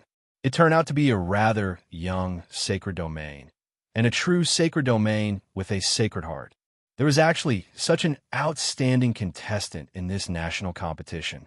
Although he was not as good as the guy who had always rejected her, he was still one of the few outstanding contestants that Queen Hilda had met in recent years. "Thank you for saving me." The Empress smiled. Of course, her smile was mixed with hesitation, helplessness, and fear. She suddenly hugged the young man who helped her and shook her body. "Thank you so much. Thank you. Otherwise, I would have, really, it's all right." The young man patted the noble lady's shoulder, then took off his coat and put it on the noble lady. Taking this opportunity, he pushed the noble lady away slightly and said indifferently, "This place is not far from the main street where the guards division is located. When I passed by, I found that a line of defense had been built there to protect the victims. You can go there to take refuge." Queen Hilda was stunned. Perhaps she did not think that the young man would push her away so easily. But if he did not have such a strong will, he would not have been able to obtain the heart of sainthood at such a young age. Queen Hilda was even more helpless now. She sobbed and said, But my family has died in this disaster, and I'm injured. I can't run so far alone. There are no thugs on this road." The young man said indifferently, "Only some mutated guys. But as long as you are careful and try not to make any noise, you can still reach the line of defense. Warrior, please send me to a safe place." Queen Hilda looked up, her eyes full of desolation. I will do everything I can to repay you. I can't help you." The young man still shook his head. "I'm just passing by, and I've already saved you once. But I can't help you all the time. I can't help everyone here either. Farewell." This was completely out of Queen Hilda's expectations. Seeing that the young man really did turn and leave, the Dragon Queen frowned. Her eyes turned, and she had a plan. "Warrior, I beg you, save me. Save me and my child." Queen Hilda cried out miserably. The young man was stunned and subconsciously turned his head. "Your child?" Queen Hilda sorrowfully covered her lower abdomen and said miserably, "It's my husband's child. He hasn't truly come to this world, but he has already lost his father. Perhaps he will lose his mother, but I really, really don't want him to be deprived of the chance to see the sun tomorrow. Please help me, okay? It's not far from here to the guards' line of defense. Just think of it as for a new life." The young man's furrowed brows suddenly relaxed. He shook his head and said, "You're on your own. When I touched your wrist, there was no pregnancy pulse at all." What is a pregnancy pulse? With Queen Hilda's experience, she couldn't find the relevant knowledge. But when the young man saw through her in an instant, she couldn't help but be a little stunned. Forget it. Queen Hilda's expression suddenly turned cold, and there was no trace of her weak and helpless appearance. "I originally wanted to play a widow game with you to spice things up a little. Since you don't know how to appreciate my kindness, then don't blame me." Faced with the sudden change of expression of this noble lady, the young man's relaxed brows instantly furrowed. The reason he furrowed his brows was not because of the noble lady's change of expression, but because he suddenly received a notification at this time. Notification from Chessboard. "Cursed warrior, because of your lack of understanding, you have angered the Dragon Queen of the continent. This is a female with an unusually strong sense of possessiveness and energy. Fight if you don't want to be sucked dry. Of course, you can also try to defeat her on the battlefield where the soul and the flesh intertwine. Maybe there will be a surprise. I can only help you to this point, cheers. F***. In an instant, the young man, Tang Tianlin, gritted his teeth and took out his weapon without saying anything. He hadn't mastered the new ability he obtained after being promoted to the Saint of Death in a short time, and with the chessboard, its notification that his opponent was the Dragon Queen of the continent, a huge layer of pressure was suddenly cast on him. Therefore, what he wanted was not a direct confrontation, but a temporary escape from the hands of the opponent. Tang Tianlin's body instantly faded and directly sank into the ground. Seeing this, Queen Hilda sneered. Her hand grabbed Tang Tianlin's shoulder like lightning, and suddenly a powerful force rushed into Tang Tianlin's body. It easily broke through Tang Tianlin's consciousness and directly knocked him out. Queen Hilda directly pulled Tang Tianlin out, but she couldn't help but frown. This young man was a real saint. Although the heart of sanctuary, waves were subtle, it couldn't escape her senses. In Hilda's imagination, she might have to use some means to capture him since she was heavily injured. If he had hidden something, she might even let him escape successfully. But she didn't expect it to be so easy. If you had attacked me immediately, Queen Hilda looked at the outstanding young man who had really been knocked out by her. She reached out her hand and stroked his cheek. She smiled and said, "It seems that you don't have much experience in life and death battles between absolute powerhouses. This empress will treat you well." Gongsun Ernyang said that she would stay in the royal city for a few days. That was true, but she didn't have the slightest intention of leaving. Instead, she silently pulled Mose to stay. Beside Boss Luo, this is actually a very strange combination, Nan Xiaonan thought. Mose and Mose's mother, herself, and Mr. Luo? Oh, Mr. Luo and Mose's mother, then her and Mose? Poo. Mr. Luo, we are now. Nan Xiaonan felt her way to Boss Luo. She looked at Mose and his mother and said in a low voice, "Queen Hilda was beaten away by that woman. Do we still need to participate in this so-called competition?" "Why not?" Boss Luo said indifferently. "This is the national competition. The one who organized this competition is King Amos. His Majesty is still here, so the competition is not over."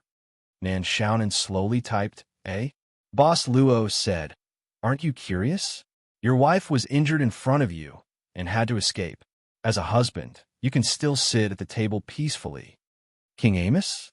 Nan Xiaonan frowned and looked toward the depths of the palace. "Is he inside?" Right now, there was not a single guard or maidservant to be seen in the square. It was completely empty. This also meant that this strange combination of theirs was actually unimpeded at this moment. "Do we go straight in to find him?" Nan Xiaonan asked curiously. Boss Luo said, "We wait here for the owner of the orb to appear." Now, Queen Hilda has been chased away. Nan Xiaonan shook her head. Even if the owner of the orb appears, he won't get a reward. Oh, those guys outside don't know about this yet. Let me imagine. Our initial goal is to clear this chessboard game. Only King Amos can summon the Guardian of the Kingdom. So, Hilda is just a checkpoint in front of us.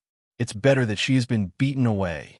Next, we just need to find a way to let King Amos summon the Guardian of the Kingdom.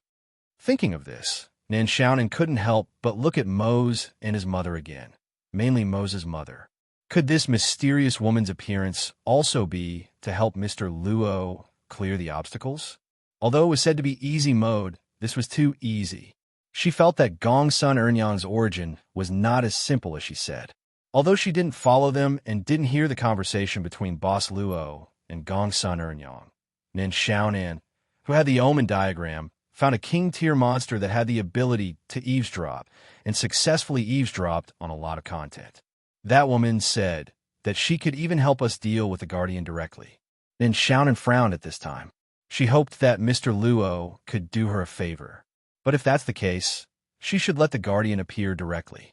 That would be more convincing. In other words, she may really be able to defeat the Guardian, but she may not be able to make the Guardian appear. Mr. Luo should have already noticed this when he was talking with Gongsun Ernyang.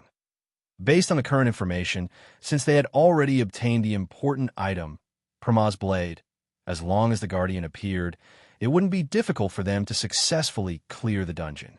In this case, not to mention Mr. Luo, even she herself didn't want to ask for help for something that she could do instinctively and owe a promise. Thinking of this, Nan Xiaonan suddenly asked curiously, "Mr. Luo, don't you want to know what this Gongsun Ernyang wants you to do for her?" Boss Luo said casually, "Since it's something that needs help, it must be something important to her." "Yes." And then, "It's fine as long as you know it's something important." Boss Luo smiled. Nan Xiaonan opened her mouth and immediately reacted. She narrowed her eyes and smiled. "That's right. Since it's something important, then we're not the ones who are anxious. This indescribable existence is too bad. Mom, this little brother is a good person, the kind of good person you said. Why don't you let me be friends with him?" Mose touched his head in confusion. Gongsun Ernyang said indifferently, "Some people look good, but they're completely bad inside. This kind of person is very dangerous." Mose was stunned and said in surprise, "Little brother is completely bad. Gongsun Ernyang glanced at him. Some people look good, but they're also good inside. They can even make others naturally think that they're a good person. This kind of person is not only dangerous, but also terrible. Just remember what I said. Mose counted his fingers. He looks good, but he's also a good person inside. Others also think that he's a good person. Is he really a good person? Gongsun Ernyang said faintly. The most terrible thing is that he sees all living things as equal. There's no good and evil. Naturally, there's no distinction between good and evil. Mom, I don't understand. Mose said loudly. Gongsun Ernyang slapped Mose down and smashed him to the ground. If you don't understand, then do 1,000 push-ups. Anyway, you're stupid.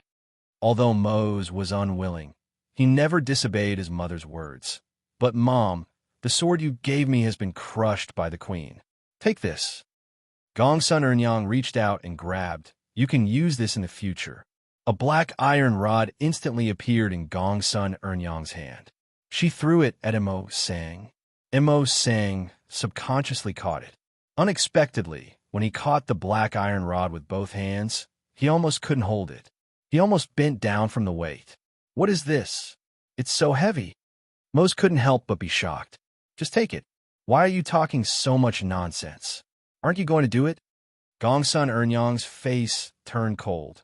You're not allowed to get up until you're done. Mose immediately shuddered. Then he hung his head dejectedly and tied the black iron rod to his body. Then he lay on the ground and straightened his back. It was quite strenuous. Chapter 1873. You still haven't found him? Yes, Lord Quark. Our men have spread out to search everywhere, but we really can't find the young chief of peace between man and nature. The subordinates said in fear and trepidation. Besides, those zombie-like bastards are running amok in the Imperial City. Many of our brothers have died in battle and turned into bloodthirsty monsters. Quark looked at the Guard Division officer before him expressionlessly. The man was not exactly his subordinate, but because he now had the personal order of the chief, Sacred Swordsman Yulo, he was able to mobilize the entire Guards Division's forces. Quark actually did not have a fixed position in the Guards Division, or rather, he did not have a position at all. The others only knew that he was one of the Sacred Swordsman's men, hence his considerable status. If that's the case, summon them back as soon as possible. Quark thought for a moment and said, Our most important mission now is to stabilize the line of defense on this street and protect the refugees as much as possible. I'm afraid we won't be able to hold on for much longer. The subordinate was unusually worried as he said, If it's just normal civilians who have turned into zombies, then it's still fine. But if it's professionals who have turned into zombies, then it's going to be difficult. They still retain their powerful forces. If it wasn't for the Guards Division storing a large amount of lethal weapons all year round, our line of defense would have been breached a long time ago. However, judging from the current consumption rate, I'm afraid we won't be able to hold on until dawn. At that moment, another high-ranking Guard Division officer moved swiftly and came before the two of them. Lord Quark, we found a secret passage in the armory, the officer said with a surprised look on his face. And we found a messenger in the secret passage. It's Marshal Jack's messenger. Bring me there. Quark furrowed his brows. He did not know about the existence of the secret passage. The Guards Division was founded by Sacred Swordsman Yulo. It had existed since King Amos ascended to the throne. Back then, the Sacred Swordsman Yulo had not only controlled an army, but also established the Garrison Division, which was independent of all the systems of the kingdom. It was directly subordinate to King Amos, and could be said to be a real power figure that all the nobles in the kingdom were abnormally afraid of. After the war was settled, Leo Luokai resigned from all his positions in the army and only kept his position as the head of the Guards Division. Therefore, the Kingdom of Elnis now only had one general, who was known as the Iron Marshal Jack. It was just that the Iron Face Marshal Jack had always been outside the capital, leading troops to clean up the remaining forces hidden after the destruction of the various countries. He had not returned to the capital for many years. Sword Saintly Yulo and Iron Mass Marshal Jack were friends, and their friendship was not shallow. Quark knew this very well. As Riolo's close aide, Cork had participated in the private gatherings of the two pillars of the kingdom more than once. Even so, why would Jack's messenger appear in the garrison division's armory, in a secret passage that even he did not know about? A feeling of being distrusted gradually sharpened Cork's gaze at that very moment. He carefully hid the rage in his heart and came to the armory to see the messenger of the marshal that they mentioned. It was a young man who appeared to be very young. He was lightly dressed, yet appeared to be excessively mature and reserved. "You are Lord Jack's messenger?" Cork sized up the young man and asked in a heavy voice, "Do you have proof?" The young man then took out a token and said calmly, "This is the family emblem of the general. It's only given to his trusted aides. Your garrison division should be able to verify it." Cork's subordinate then whispered beside him, "Our men have identified the family emblem. It's a specially forged emblem that only belongs to the general's family in the kingdom. It's just that we couldn't find this person's identity in the household register." Cork muttered to himself for a while before he looked at the young man and asked, "What's your name? Why are you here? And how do you know about the existence of this secret passage? This is the garrison division's restricted area. If you can't come up with a convincing reason, I'm sorry, but I'm afraid I can't trust you easily. You can call me Tyn Youngson," the young man said calmly. "As a matter of fact, before I came here, I didn't know about the existence of this secret passage either. As for the reason why I'm here, it's to help you." "How?" Cork asked in a heavy voice. "You've seen it for yourself. This secret passage," Tyn Youngson said seriously, "it's very long, even longer than the Imperial City's walls. It leads all the way to Mount Starfall outside the Imperial City. The Patriarch sent me here to deliver the message so that I can bring you all through this secret passage and escort the Imperial City's people out of here to avoid this disaster." "You mean the general?" Cork frowned. "He knows about the situation in the Imperial City. He's back." "Yes," Tyn Youngson said slowly. "Now, the Patriarch is setting up camp at Mount Starfall." "That's great." The men of the garrison division could not help but exclaim in delight. "We don't have to guard this place anymore. The general is back. That's great. We're saved." Cork, however, waved his hand to silence the men behind him. He stared at Tyn Youngson and asked in a heavy voice, "You still haven't answered me. How did you know about the existence of this secret passage?" Tyn Youngson frowned and said, "I've already said that I only knew about it before I came here. This was what the Patriarch told me. If you have any questions, you can ask the Patriarch in person. My mission is only to open this secret passage and let you all know." Cork said calmly, "If the secret passage is really as you say, leading to Mount Starfall outside the Imperial City, then it is indeed very long. However, once the Imperial City's people rush in, I'm afraid it might be a road of no return. We don't know what's in the secret passage, much less what awaits us at the exit of the secret passage. Hope or disaster." Tyn Youngson frowned, then said, "It's reasonable for you to have misgivings, but with the current situation in the Imperial City, I'm afraid you can't hesitate for too long. If you really don't believe me, you can send someone to follow me through this secret passage. How about that? If there's really danger, you'll lose 1 or 2 subordinates at most, but as long as it's proven to be safe, you can save the Imperial City's people and yourselves." "My lord, I'm willing to go and investigate." "My lord, I'm willing as well." Cork still waved his hand to silence the restless people. Then he said seriously, "If you want to investigate, then let me do it. The chief has temporarily entrusted the Guards Division to me, so I can't let any harm come to the men of the Guards Division. Tyn Youngson, I'll go with you." "My lord, you can't." Several of his subordinates hurried forward. What a good Lord Cork, daring in his actions. When the Imperial City was in trouble, he stepped forward bravely and shouldered everything alone. Now, for the safety of his subordinates, he's even risking his life alone. Compared to that carefree young chief, he's really, "I've made up my mind." "You don't have to say anything," Cork said in a deep voice. "Let's go. Please come with me." Tyn Youngson nodded, but he suddenly said, "My lord, you're quite considerate of your subordinates. You're a good officer who empathizes with his subordinates." Cork stepped into the secret passage, and Tyn Youngson followed right behind him. The men of the guards division immediately guarded the entrance of the secret passage, looking nervous. "You said your name is Tyan Youngson?" Cork asked abruptly in the secret passage. "Is there a problem?" The young messenger leading the way replied flatly. "My chief student is called the peace between man and nature," Cork said. "I keep having the feeling that your names are very similar." Tyan Youngson, on the other hand, said flatly, "The world is so big. Even if people have the same name and surname, or even look alike, there are plenty of people out there. There's nothing strange about it." "Indeed." Lord Cork nodded without commenting further. He then asked seriously, "If I may ask, why wasn't there any news of the Chief General's return?" According to the intelligence from the Guards Division, the Chief General's latest report should have been a month ago. At that time, he should have been in the Red Nest Mountains, searching for a group of remnant soldiers. It's at least 20 days' journey from the Imperial City. "You said it yourself. It was intelligence from a month ago," Tyan Youngson said flatly. The cleanup operation in the Red Nest Mountains was quite successful. It didn't take long.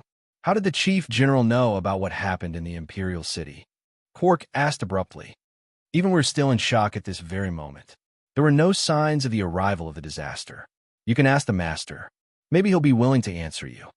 "How long will it take to finish? How long do you usually take to leave the Imperial City from the Guards Division?" Cork did not ask any more questions. He just followed behind Tyan Youngson in silence, neither slow nor in a hurry.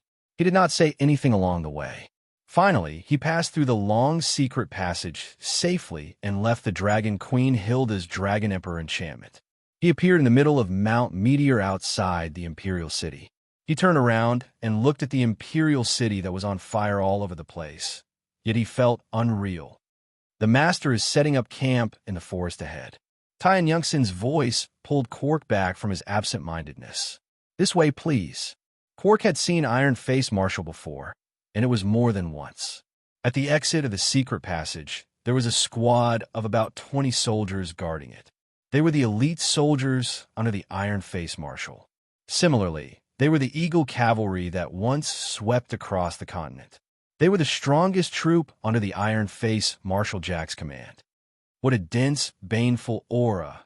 Cork could not help but feel shocked in his heart.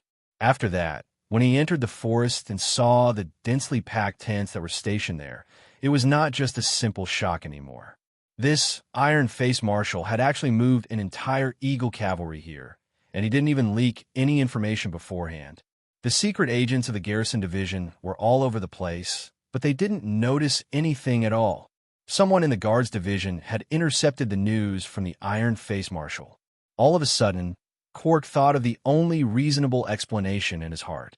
Was there a traitor in the Guards Division who secretly sided with the Iron Face Marshal? With that in mind, Cork finally arrived in front of the Marshal's tent under Tyan Youngson's lead. Tyan Youngson was standing outside the tent at the moment, signaling Cork to enter alone. Cork glanced at Tyan Youngson quietly. Then, he placed his hand on the hilt of the sword hanging at his waist as if it was an accident. Just like that, he held his wrist and opened the tent's flap, walking in alone. The moment he stepped into the tent, Cork was stunned. "You're here, Cork. Teacher, you..." Cork was stunned at first. Then he suddenly showed a delighted expression. He quickly walked forward. "This is great. Teacher, you're here." Could it be that the one who suppressed the news of Iron Face Marshal Jack's return to the Imperial City was the Sword Saint himself? The one who appeared in the tent was Sword Saint Lillo, who had disappeared from the pavilion in the lake. Other than that, there was another man in the tent.